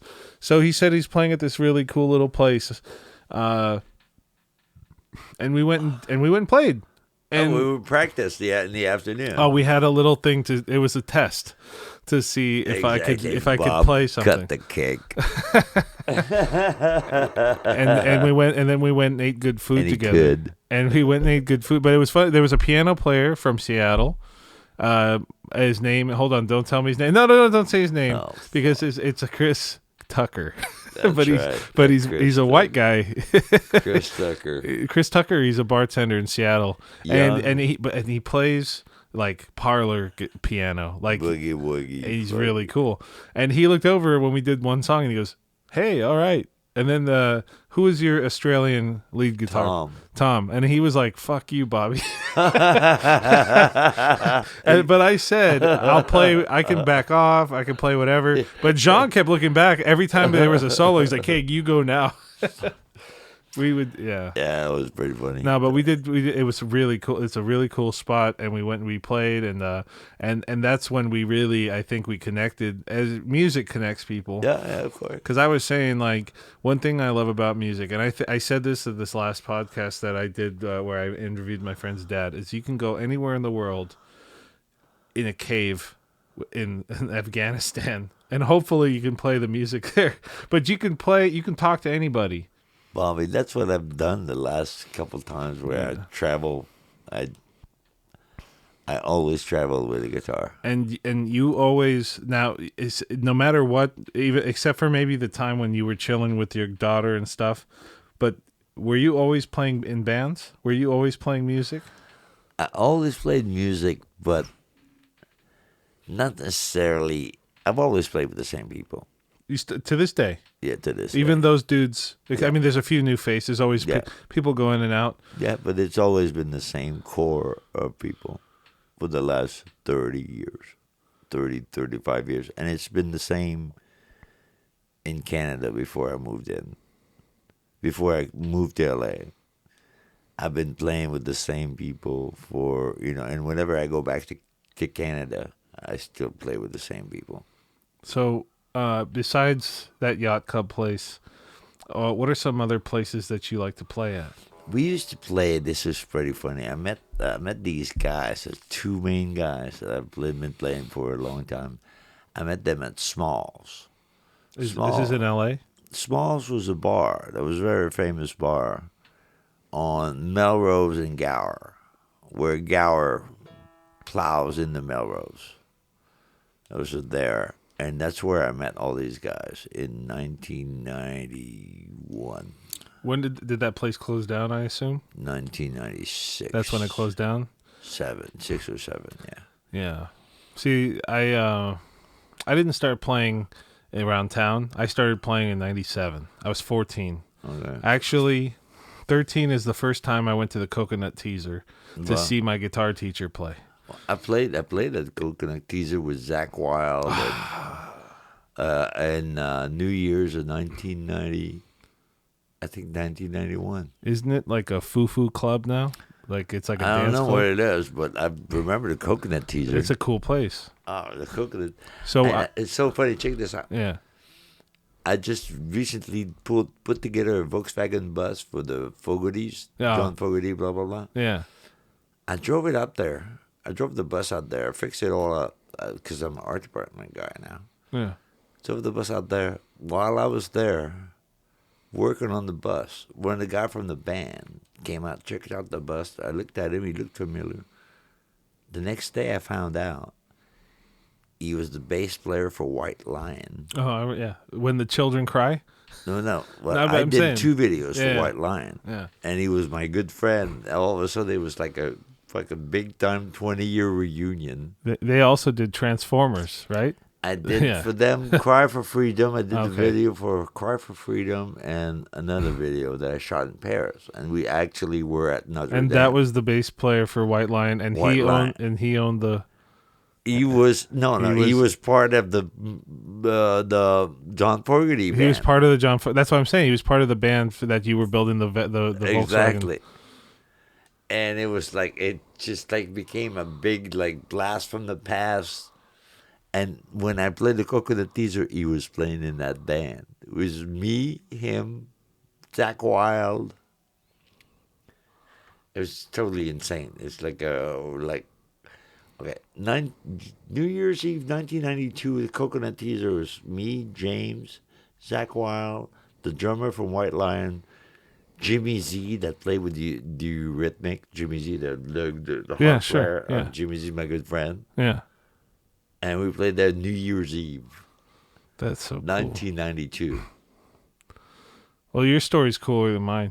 Anyway, it's like No, that's old dog stories. No, but that's really good. Zach Wilde, I love him too. He did a good job. Some people talk shit because you can't please everybody online. I love Zach's tone. He brings it. He loves to play long shows. He loves to solo and give the audience everything. I love Zach Wilde. I know something about Zach Wilde nobody does. Oh shit. Zach Wilde is one of the most amazing country pickers. Oh yeah. Country Sure. music picker, like you're talking about, like Sure. Like at one point, I went to his house, and during those days, we were rehearsing for that thing we're doing. He goes, John, I'm going to Nam, and these people want to give me a really country guitar, and they want me to play something on it. He goes, here, this is what I recorded, and he played me this thing. It was just like. We talk about Doc Watson, Chet Atkins, Sure. like it was just There's one song, I think it's on Sonic Brew, where it's like Revolution, and there's a solo that's he does the country shit there It too. was amazing country picker. Oh yeah, you can hear and other among other styles too. He's good. He's great. He's great, dude. Yeah. Yeah. No, I love Zach. My coconut teaser story is not as cool as yours, but no. But I got in at 13 to see my guitar teacher play. Maybe I was even 12. I might have been 12 and a half. In 93. It might have been 93. It was maybe because here, check it out. So I went to go see him play. He had a band called Killer Riff. And by the way, my teacher, He's pretty original. yeah, right. About all bullshit aside, my teacher played awesome. He was a great player. He was a good guy. He played with Eddie Money, and he got fired because Eddie Money was a cop in New York City, right? Yes, yeah, oh yeah, And a big cocaine fiend. a little. I've heard. So he was playing this show, and I wanted to go support him and go to a Hollywood show. And my mom took me. My mom was there too. It was me and my mom, and that way it was more bona fide. Where was it? At the Coconut Teaser. Oh, And so I go in with my mom, and I did that thing. I was born in 1979, but I was big. I was a big fucking kid. So I went in there, and I saw my guitar teacher was setting up, and then these guys walked in, and my mom looked up and she saw him, and because my dad used to play in Hollywood in the 80s, because he had a metal band and he was trying to make it, but he didn't have the patience. My mom looked up and she goes, Jason? And then this guy goes, Irene? And it was my dad's drummer and his band, and he was singing. And the guitar player from my dad's band, a guy named Mike Kinney, who I think was doing stuff at the Music Institute teaching and stuff, who killer guitar player, and then some other guys. But these two guys were in my dad's band, and they came in when I decided to go. They were the headline act that night. Really? And we decided to go to see my teacher play, and my mom runs into my dad's old band, and they were like, is this Bobby? They remembered me when I was a baby, and they were like, he like slammed his hands on this chair because he was so stoked. He was just like, this is like the coolest surprise. And then they were awesome. They were amazing. What was their band? I don't even remember what they were called. And it sucked because they were so good. And he sang like, wah, but he was they were all in the wrong time. They were still in hair metal stage, Timing's everything, Bobby. And what about adapting? Come on. I think timing's everything. Well, sure, but dude, if you say you're in love with an era, I mean, if you want to succeed, I mean, you can play what you love a little bit, but shouldn't you maybe adapt or try to innovate? Try to do something new? Or do you wait till it comes around again? Because it comes around. It depends what you want to do with the music. It depends if you do the music to make the money or if you do the you music sell out. to fucking. No, it's not about No, selling if you sell, out, well, no, but it's all about how you perceive the music and how lucky you are in getting it out there. Well, everything I've ever done has been just if an idea comes to my head, I'll write it. I'll put it down. I don't care what style it is because it's in my head, and I'm like, if it's in my head and it keeps going, there's something catchy about it. Then I'll do it. No matter what style it is. But that's just like a painter or somebody that wants to make a drawing or anybody that's called arts. Well, right? yeah. It's Well, part yeah, of the but arts, but right? what if I hate the song because I hate a certain style of music? I'll still write it because what if I play it and somebody hears it and they want to buy it? And Aha! So you're doing it for the money? Maybe. You dog! How dare you do that, Bobby? No, you can't. It's my brain is doing it for the money, not me. Well, the thing is, I have a different kind of point of view where I just like. I don't really give a fuck about the money. I just do it because it's a matter of just like playing the music. Well, obviously, I went and just played with your band. I know, because I want to. Because I just any money. no, I just want to play sometimes. Well, that's good, Bobby. But there's certain. But my buddy Tim said do it as long as you want, as long as it's fun. If it's not fun, just fucking don't do it. Well, I feel that whole philosophy on life itself. Yeah. Once you get older, and you look at people in old folks' homes, I have no intention of going to an old folks' home ever. I see my old man in an old folks' home. Fuck that. I'm just like, so it's like once it starts being fun. Where it's music, where it's life, where it's fucking whatever it is, eating or fucking eating, it's like just quit it. Do you know when your next music gig is gonna be? Oh fuck! Hopefully you'll come over to my house and we'll be playing in the kitchen. Well, of course, yeah. But as far as gig, I don't really. I like playing out if it's easy. I played the Viper Room. I never played the Viper Room again. One time you played? Oh, I played there 2-3 times. I never want to play there. It's a huge pain in the ass. Oh, why is that? Well, okay. Parking? Not only that, you got to get all your shit together. You got to go over there. You got to park. You got to pay for park. You got to go in there, set up. Sometimes you have to wait outside for the other band, and then you're waiting outside. Yeah, it's like. It's all Hollywood bullshit. Basically, it's like, I'm not kidding. It's like you go in there, and then you have to bring at least 25 friends. Oh, yeah. They pay to play. That are going to park themselves, right? And then they got to buy drinks. They got to buy 2 drinks per minimum. Yeah. And all my friends have fucking kids and lives, and I'm 61 years old, man. You think I have 20-year-old friends? My buddy Chris, I went to high school with, Diaz. He's somewhat, I would call him a promoter now. He's at the Regent in downtown. Mm-hmm. He was at the Knitting Factory. He ended up going to New York when the Knitting Factory closed because supposedly, I could be wrong, or somebody should do research, but they said, well, the rent went up to $25,000 a month, so they closed the Knitting Factory down. He went to Brooklyn, was doing stuff there. When he came back to LA, he was working at the Roxy, I think, and they changed the formula for the Hollywood bullshit a little bit. They would have like a headliner act and a local band, and they wouldn't do pay to play. They changed it. Well, as far as I'm concerned, Bobby, I'd much rather play music in my kitchen. I don't care for the applause. I don't care for I don't give a fuck about any of that stuff.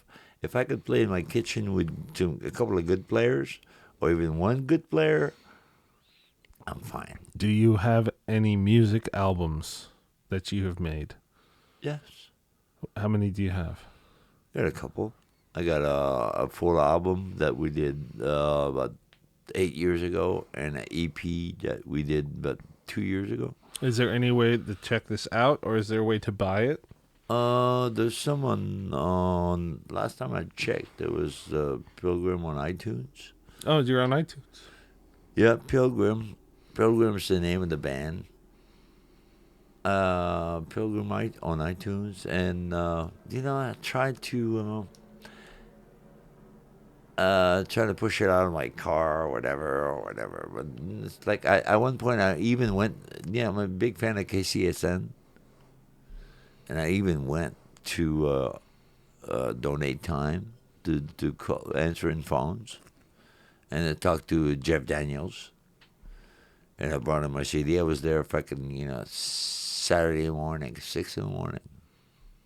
in Northridge to answer the phone. And then I went to see him and said, "Here's my CD, and we'll give it a listen. We'll tell you with the band. We care about the bands in L.A." And never heard from the fucker ever again. Yeah. And then I called him up, and I texted him, and I emailed him like fucking 5, 6, 7 times. Never fucking answered my call. Never answered. Like it was like, dude, Bobby, there's one thing. As an artist, if you have to push yourself down people's throat, then you're just a whore. The worst part about certain music things in my life was always this weird promotion thing. The marketing was always annoying to me. Well, the thing is just like, people don't like you right away. What am I gonna fucking suck their dick to like me? Well, it ain't gonna happen. How you did know what I'm saying? How did Van Halen do it? The band. They just kept playing and playing, Parties. playing parties. And having a good time. Exactly. They were a party band. Exactly. And then they came up with cool ass shit. And then somebody in those days, people had fucking visions or whatever. Some guy said, "Hey, you want a record deal?" Yeah, sure. Same thing happened with Motley. Same thing happened with Metallica. They were just a bunch of guys that believed in their music, but that wanted to be out there, that had something to prove. I don't have anything to prove, Bob. No. But that's what makes your stuff cool too. Because when I was hearing you play, there's a fucking soul. There's some soul to it that I was really moved by. Really?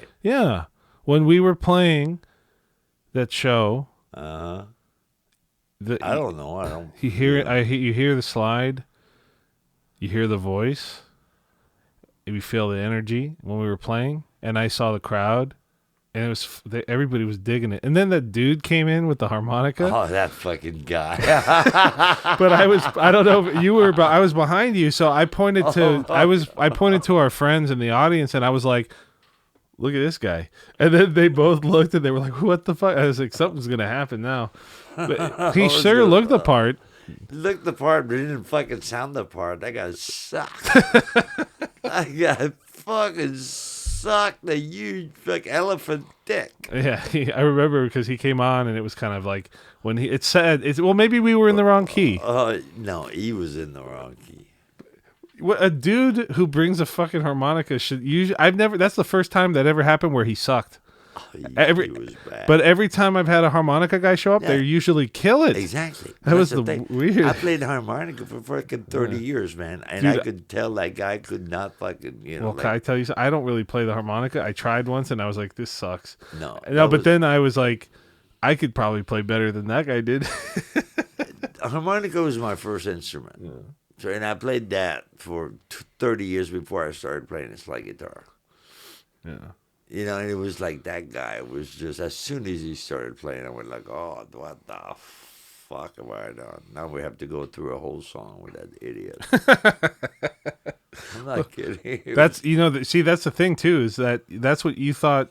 You're like, this fucking guy, Bobby, or Witewolf, this fucking guy, Witewolf, he wants to get on the stage with me, and now I'm going to have to spend the whole show with this piece of shit. Well, you know what?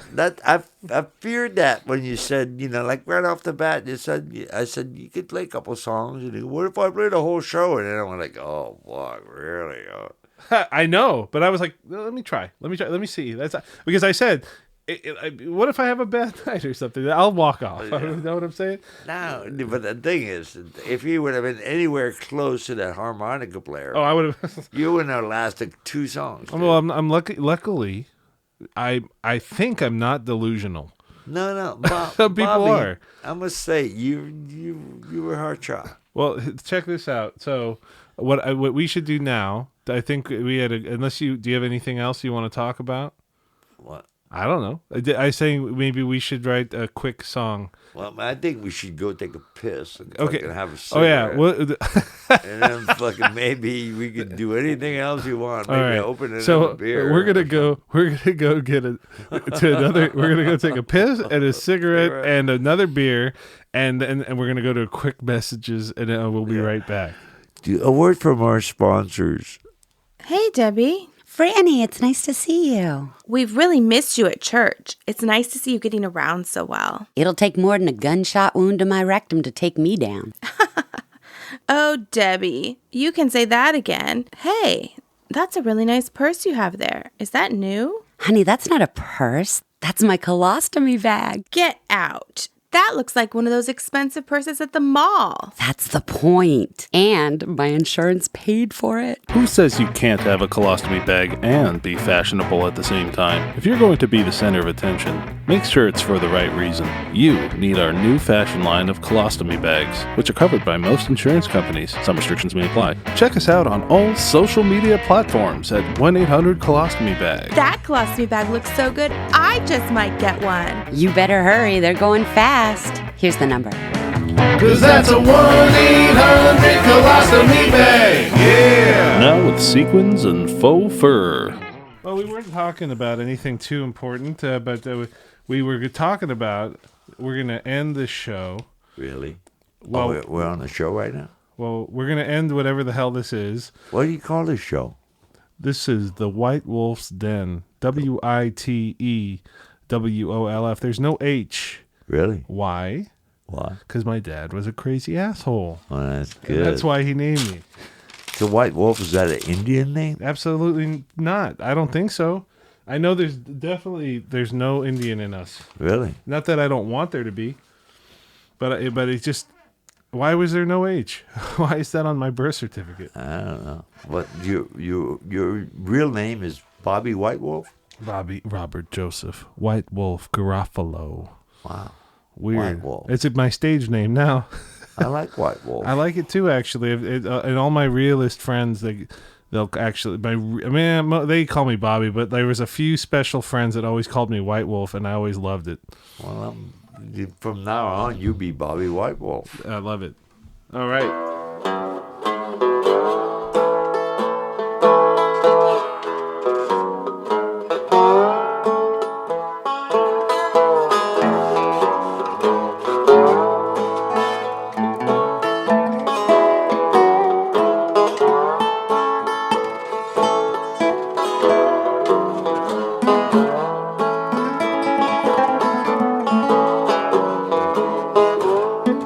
Ready, Bobby White Wolf?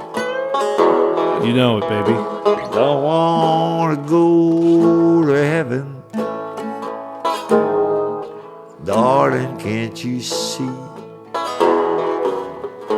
All our friends will be in hell. So will you and me. We'll all be together, having a good time. 'Cause we all know the devil, and he's a really good friend of mine. There we go. But he's a really good friend of mine. A really good friend of mine. Hell's back doors cracked open, just about this wide. So all of the curious angels, they can sneak inside.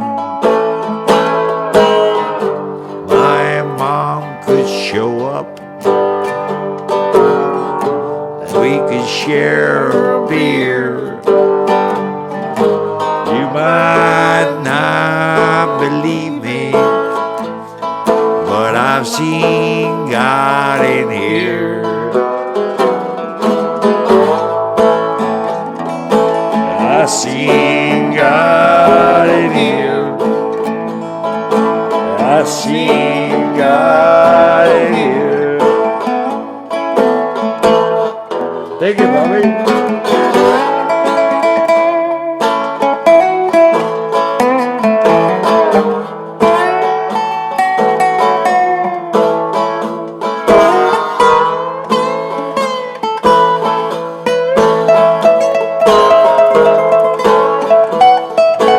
That's right, baby.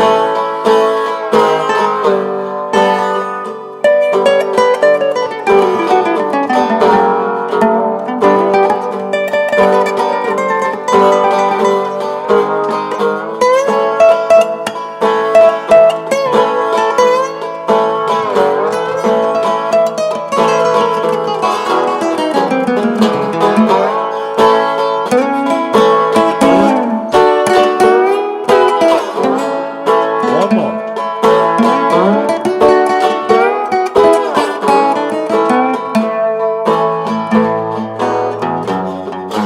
We all drink and party behind Beelzebub's back. Last night, Prince and Lemmy stole the devil's Cadillac. They took it on a joyride. Highway to hell. They came back right on time before he rang hell's bell. Before he rang hell's bells. Before he rang hell's bells. Thank you, Bobby.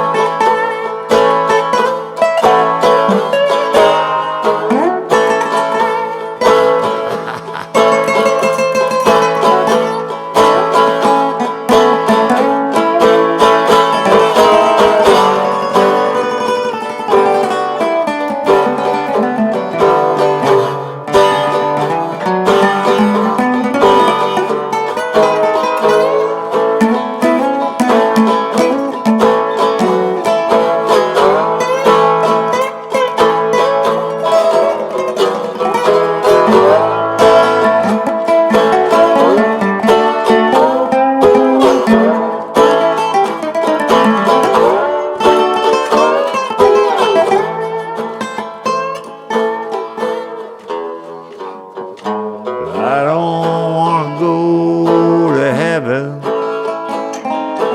Father, can't you see? All my friends will be in hell, so will you and me. We'll all be together, enjoying the afterlife. We just gotta watch out for the devil's crazy wife. The devil's crazy wife. The devil's crazy wife. The devil's crazy wife.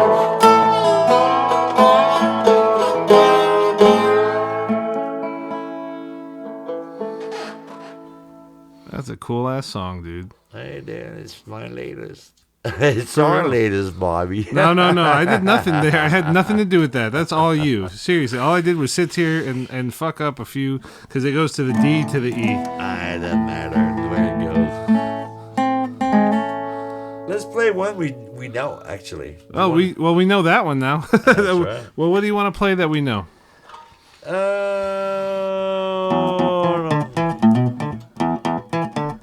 No, I'm not that crazy. Here, how about this one?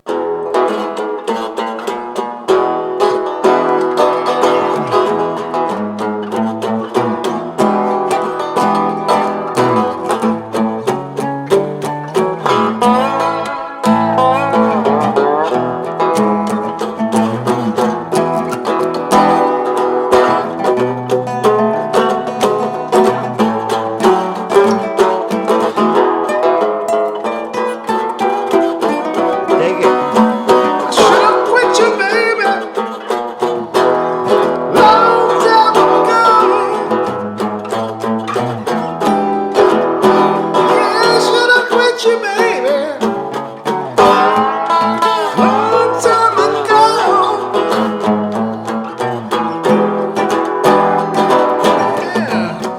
Should've quit you, baby. Go back down to Mexico.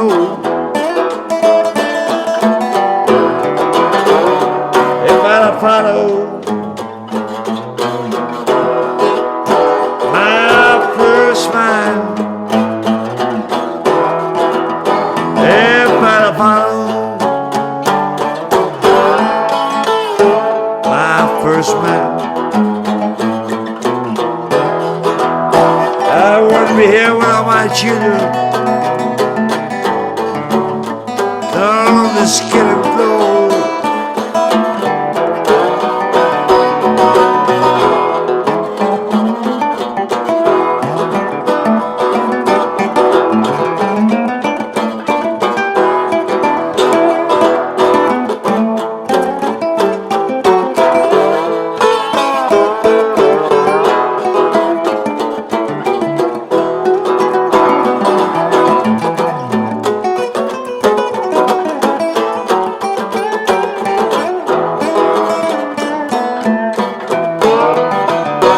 If I follow my second mind, if I follow my second mind, I wouldn't be here with all my children down for a second time. Take it, Bobby.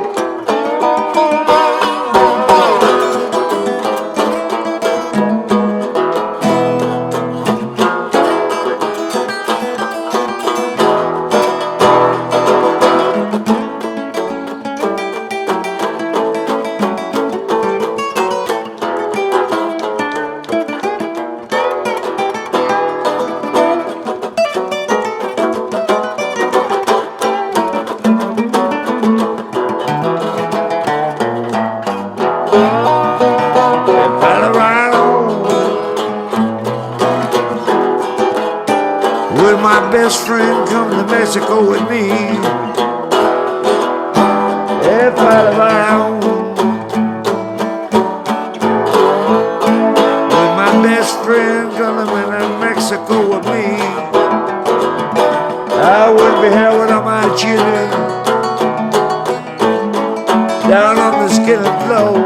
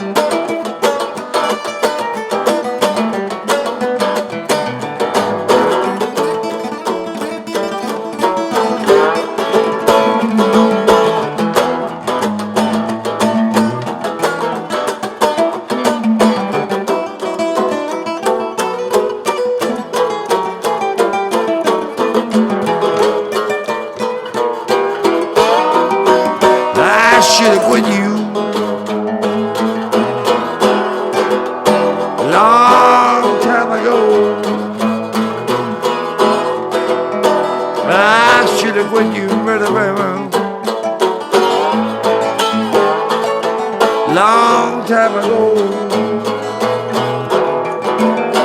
I should have quit you, baby. Go back down to Mexico.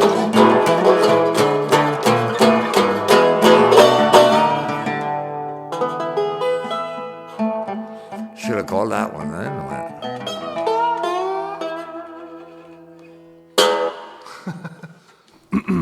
Ladies and gentlemen, Mr. Jean Pellerin.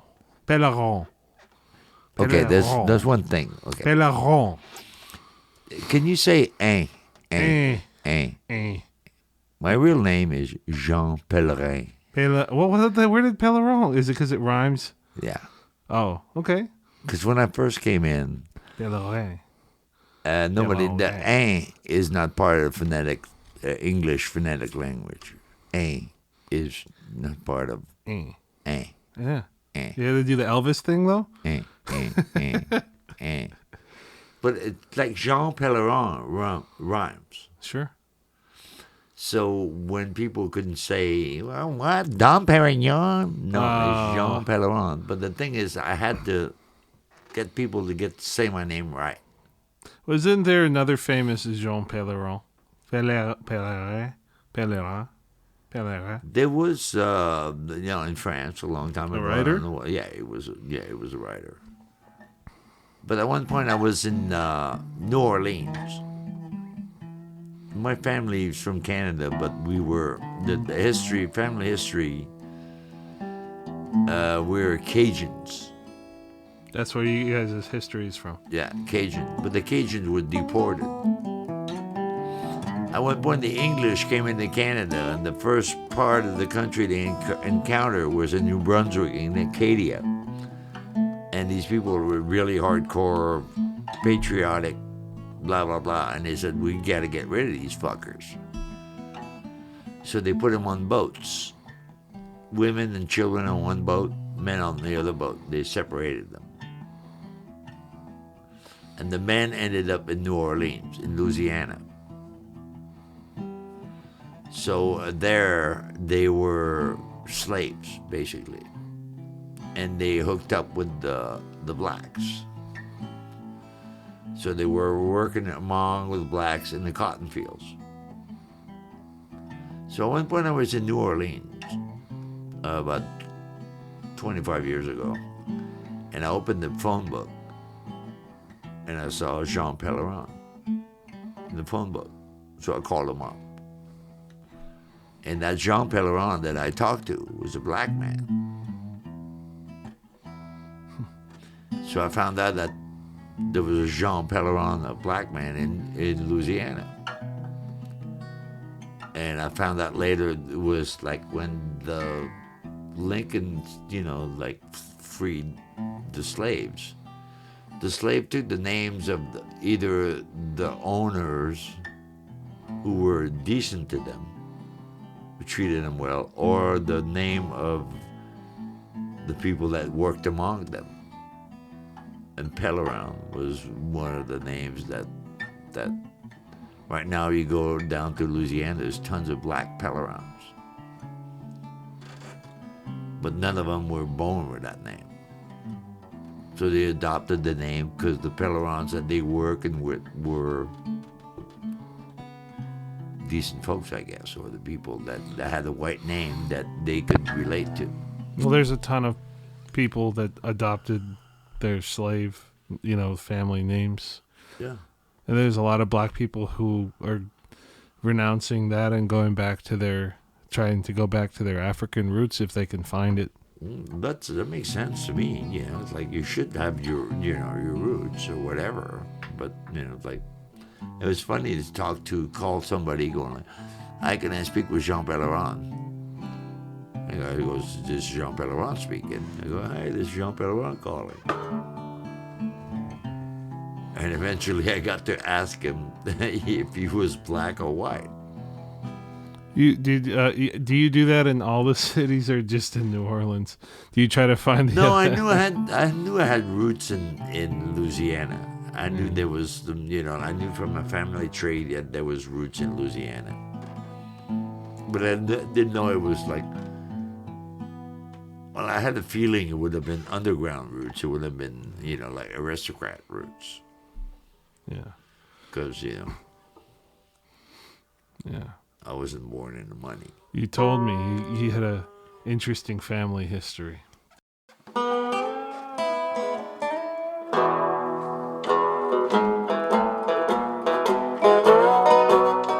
I'm just your fool, can't help myself. I love you, Bobby. Maybe somebody else ain't lying. No, you should drive. Just your fool. I'm just your fool, can't help myself. I love you, baby. Nobody else ain't lying. Ain't no you drive. Just your fool. I said you must be trying to drive me crazy, treat me the way you do. As you please have mercy, baby. Let me be. I bet you're gonna leave me for somebody new. I wanna buy me a shotgun now. Shoot the motherfucker too, I ain't lying. No use in driving, just your fool. You're Bobby.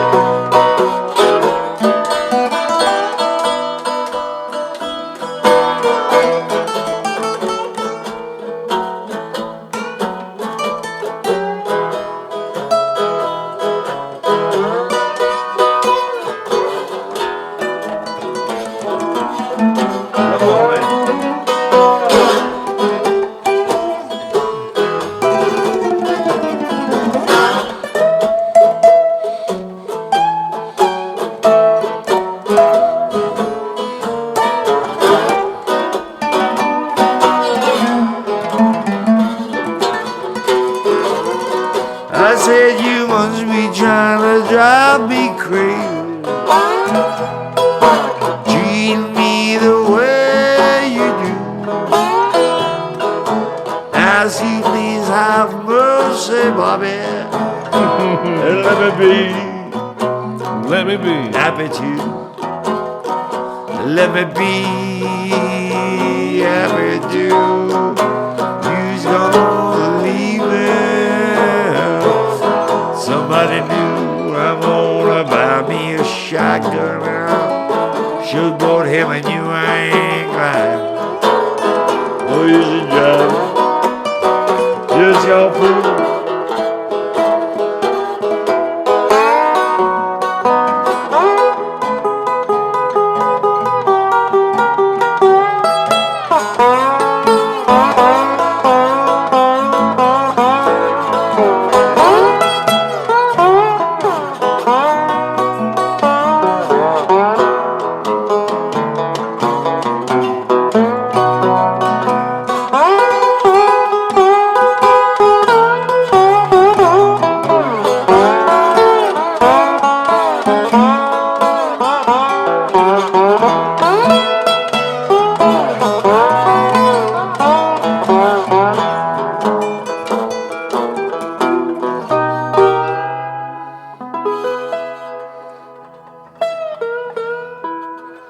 Could go on forever, Bobby. Yeah. I think we're gonna have to do another one of those podcast thingy. Whatever you want, dude.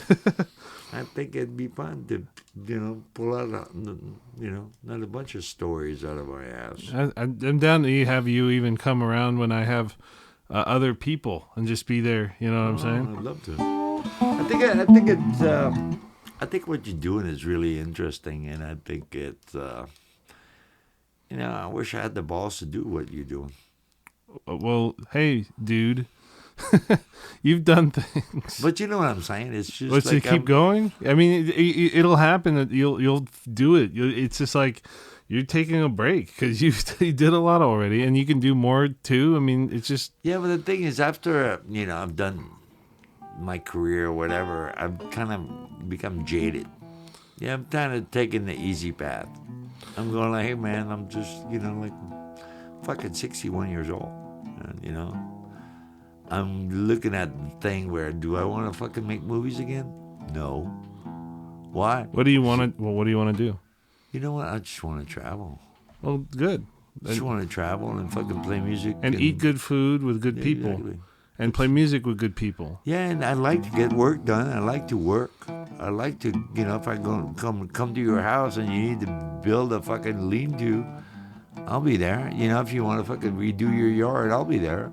That's what I want to do. I just want to fucking spend. If you remember. No. No, I'm just saying. This is that thing that happened earlier. He was like, "Hey, wait a minute! I was supposed to help so and so." No, yeah, but you know what I'm saying. No, of course, I'm just kidding. I'd like to go. I like if I'm gonna visit somebody somewhere. Yeah.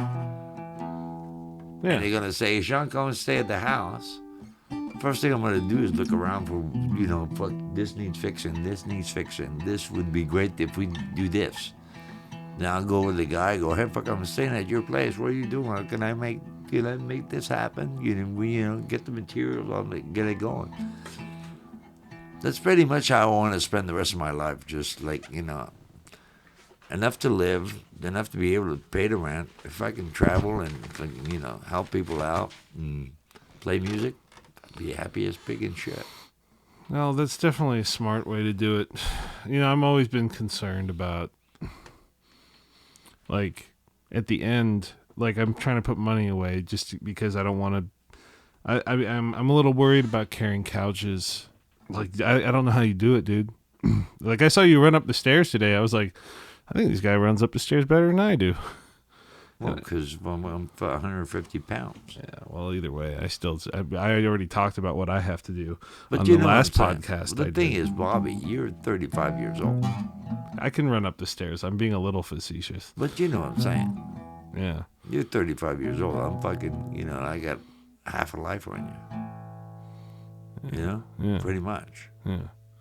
So I'm as far as all these, things that I've had to do with my life, whatever, I go, I got 10 good years left. Yeah. Before I can't run up the stairs like I do. You know what I mean? Or lift fucking, the couches or whatever, for, like, whatever. Yeah. Half of people my age can't even do that shit. I think it's the poor person in us. Well, I'm not saying I'm just saying you come from a humble thing, and I think there's a power behind that. There's a strength in that, I'm not saying taking anything away from anybody born to something else, but I've certainly just beat my ass my whole life. I've always just been hustling. But not only that, but if you're working on a team, that's the whole thing. I'm a team player. I've made films all my life. I know film is a teamwork. And everybody's got to fucking pull their weight, or more than your weight. And sometimes, under my leadership, when I was making film, people that pulled their weight fucking got their weight's worth. Where I would make, I'd go out of my way going, hey, dude, you did a fucking great job for me. Thanks. Yeah. Where it's a PA, the DP, or whoever, the AD, I don't give a fuck. If the guy did great work for me, really cared for me and what I was doing, I'd fucking go out of my way to tell him. Yeah. But nowadays, it's not like that. Even back then, it was not like that. I went on sets with fucking, directors that were fucking, tyrants. Sam Baer. I worked with Sam Baer a lot. Fucking, what's his face? Fincher. Fincher was a dick. Sam Baer was a dick. There's so many fucking these directors I work with that were fucking pricks. But I went like all this being on their set going, why is everybody so tense? Why is everybody so fucking, like? Well, I'm not gonna say. I have.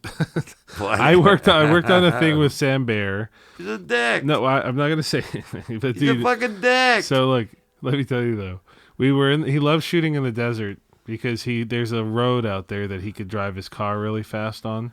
And there's a whorehouse at the end. Oh, so Fuck.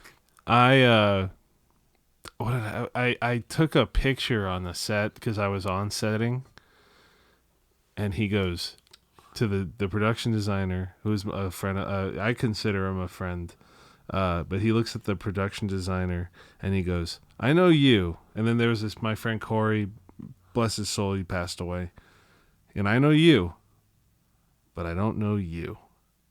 Why are you taking pictures? And I was like, I'm taking set photos. They're not going to end up anywhere. And he goes, all right, I'm watching you. But it was like, it was a little tense, you know? It's been on crack.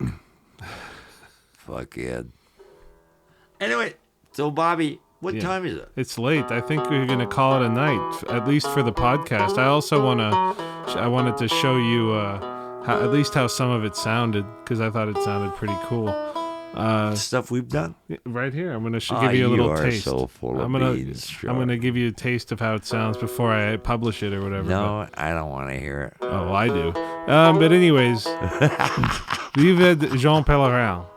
Is that Pellerin, right? yeah. Pellerin with a G? No, Pellerin. Okay, all right. I got it. Pellerin. Bobby, hang on. Right? That was it. Yeah, no, you did good. With an R. There's a weird thing. My mom would be proud. Here, my friend here in the States they all call me Jean Pellerin. Yeah. And they don't say just Jean or Pellerin. They call me Jean Pellerin. Yeah. But in Canada, my French friends call me Johnny Pilgrim. Yeah, because I don't know. You know why. Well, it's a direct translation. Yeah. Yeah. But it's funny because the French call me an English name, and the English-speaking people call me a French name. Yeah. It's like driving on a parkway and parking on a driveway. That's what they do. Parking on a driveway, going downtown. Parking on the driveway, slipping down. Anyways, did you have fun? I had, Bobby, it's a pleasure getting to know you over a podcast. Yeah, it's all right, right? That's very cool. It was cool to get to know you because every time you try to tell me a story, Landon's like, hey, get out. What are you doing? So it's like, I figured, and it's good too that I don't have to, I think, work tomorrow because now I can quickly like put this thing together. But we got Jean Pellerin here, Johnny Pilgrim. He plays around town. He has some songs on iTunes. He's gonna probably make a new album someday. You're working with on you, Bobby. Probably with me because he seems to think that we and him can make some pretty cool shit together. I got tons of stuff. Yeah, we're gonna make some music and then there's gonna be a good future, I think, for us. How do you feel about that? It's funny, Bobby. There's a fun thing. Not too long ago, I saw a producer, a friend of mine, that was producing videos when I was at the top. He was working for me, and he was a big time producer. He's working with huge people right now. He goes, Jean, you got it all wrong, man. I go, what's that? He goes, you started at the top and worked your way to the bottom. You're supposed to do the other way around. Isn't that that happens in this town sometimes? There's another thing I learned in the film business. When he told you never work in this town again. When I did my first job, that one of the guys says you're 15 minutes away from never working in this town again. He told me that because if I only had one contact when I first started, right? And if that person never called me again, nobody was going to call me. And that sucks. But at the same time, shit happens for a reason. I stayed in this business. I met great people in this business. I'm doing this because this business allows me to do this, Yeah. And who gives a fuck? I think the key is to be the same on the way up as on your way down. If you can do that, that's brilliant. But that's, the reason why I'm working our department right now. It's like when I came back from Canada, after making films, I tried to go to Canada to make my own films. because there was funding there, and they never gave me shit. And when I came back, all the people that I brought up in this business rallied up with me and go, "Hey, Jean, what are you doing? Oh, you want to work? Well, fucking come play with us, art department. You'll love it. You can, you know." And then I started working with my friend Ben Whitaker. And then, Sensi was like showing up. She was just a little girl starting. Who introduced you to Sensi? She was working with Ben and Terry. I thought Landon brought. He always claims. No. Okay. I knew Sensi way before Okay. years before. Sensi was working with us doing little, and I started teasing her and just like I loved her from the start, and then she became. Now she's making fucking more money. That she's in union. She'd make fucking $550 a day, and I'm a director. I've directed fucking 5-6 movies, and I'm making $300 a day. Yeah. And you know what? I love it. I don't care because I'm working with good people, and I'm working with friends, and they mostly treat me good. Well, sometimes Landon's got a stick up his ass, but you know what I'm saying. But at least, of course, I do. But I mean, even Marcel knows what I've done in the past, and she kind of respects me, but still, I'm like, I'll do whatever she asks me. So at this point in my life, I'm at the bottom of the ladder again. Well, but you know what? That happens. I'm not worried. No, it happened to my friend's dad. He made a lot of money designing the wood grain on cars in the 80s, and his best friend, who was his accountant, ripped him off of everything he had. He went to court, and then the lawyer said, "We're going to need more money." And he's like, "I don't have any more money." And he goes, "Well, then we're done." And then he lost everything, and then he remade it again, the fortune. And the other guy lost everything. I'm not out to make a fortune. Oh, yeah. Well, I'm just saying. to have a good time. You've done it. You lost it. You did it. Who knows? It's like you said, I mean, just keep on and try to do what you can do that you love. If you do what you can do to travel, do whatever you can, and don't do it for the fun of it. Don't do it for the money. Hey, dude, don't tell me what to do. Oh, I'm not telling you. I'm telling our listeners. There's always a hard pill to swallow at the end. Hey, you know what? If you swallow it with a cold beer, you're okay. I'll drink to that. Sounds good. Thank you for coming on. Thank you, Bobby. I love you. I love you too, man. You're a badass dude. You are a badass dude. Thanks, baby.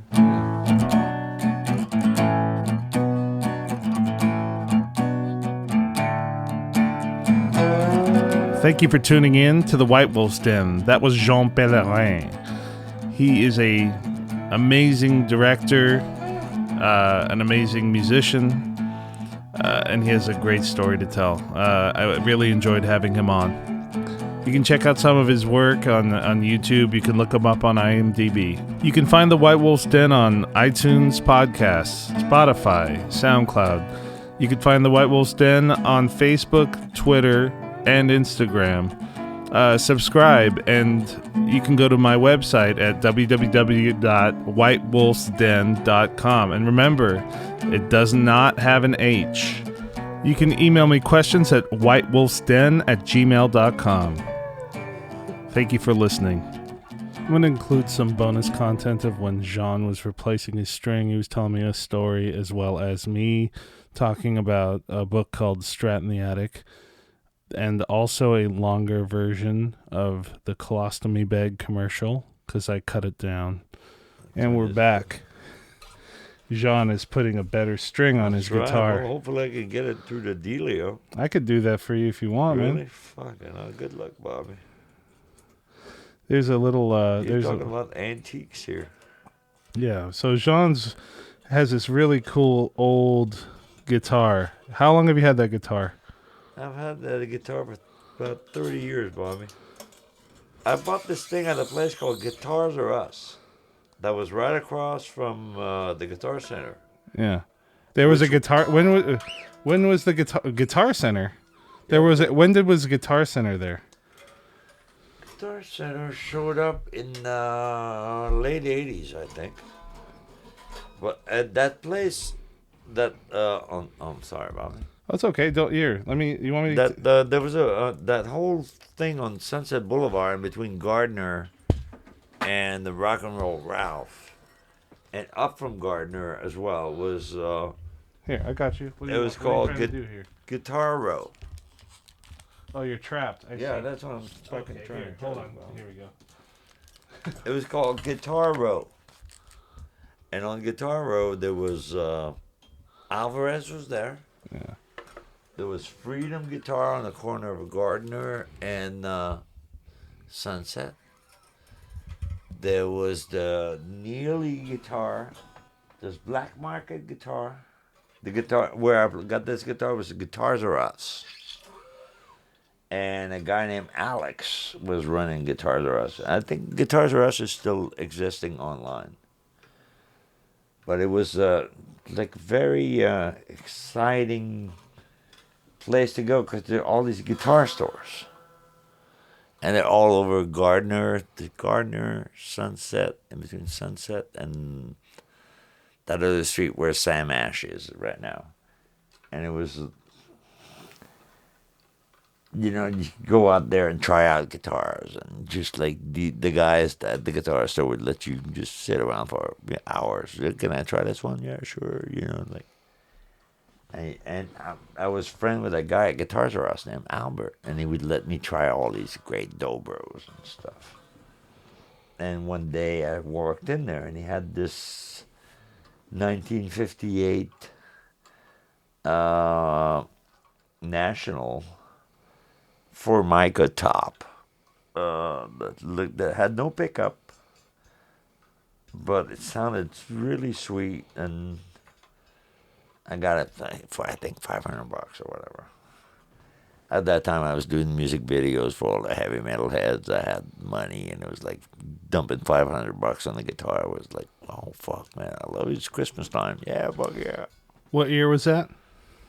That was probably I've had the guitar for 30 years. It's 83, 84, 85, 86. I was reading a story about there's a really cool book called Strat in the Attic. Have you ever heard of it? No. It's written by Steven Tyler. Strat in the Attic. I don't think so, but Like Toys in the Attic. yeah, but it's basically a play on like some dude found this old Strat in his attic and it was worth like $30,000. But there's a bunch of stories. It's a collection of stories about cool guitars that were run into. And this one guy bought a 59 Les Paul and he had it when it first came out and it was $150 and that was a lot of money at the time. Let's see what we got here. I'm getting there, Bobby. Keep going. Okay, so it was $150 and then a couple of years went by and people were like, oh, I want to buy that guitar. And he's like, no. And somebody offered him like $800 in the 60s. And he was like, that's a lot of money. And he's like, yeah, but I love this guitar. It's my favorite guitar. And then this one guy kept pressuring him. And he was like, no, leave me alone. And then one day in 71, that same guy was like, dude, I'll give you $1,800 for it. And he's like, $1,800 is like 7 months of rent. Or 8 months of rent. That's crazy for this guitar I bought for $150. So he sold it to that guy. And 1959 Les Pauls are worth somewhere between $250,000 and $1 million now. They're one of the most sought after guitars in the world right now. There's another guy who brought his guitar into a shop to be worked on. And he was left, there. but no, well, left is a funny word. He was left-handed, and he lived in Hawaii. And they brought him that guitar, and he cut he flipped it around, cut it, so that so he could have a cutaway, and then he added a whammy bar, and he drilled into it, and they were like, "What did you do to this guitar?" And he goes, "I needed it," and they were like, you ruined it, but whatever, It's his guitar. Yeah. It's not, it's not anybody else's guitar. Like this guitar. I'm never selling this guitar. Play. You were gonna play a song, weren't you? You want to? Are you tuned up or what? What are you doing? I'm pretty close. So, how old is this guitar? It's as old as I am, Bob. So, 400 years old. Fuck you! I was born in 1958. That guitar is from the 1958. That's a 1958 guitar. Yeah, Wow. same year as I was born. That's actually very. I need to do that.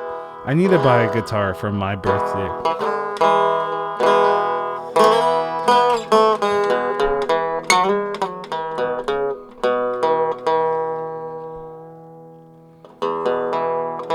See, I have to stretch it out a bit. Yeah, give her a little stretch.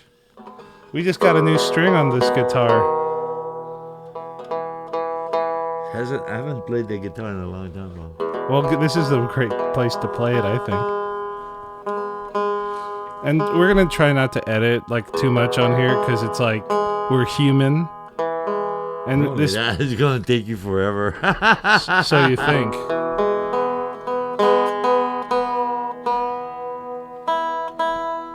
That's my nose meter right there.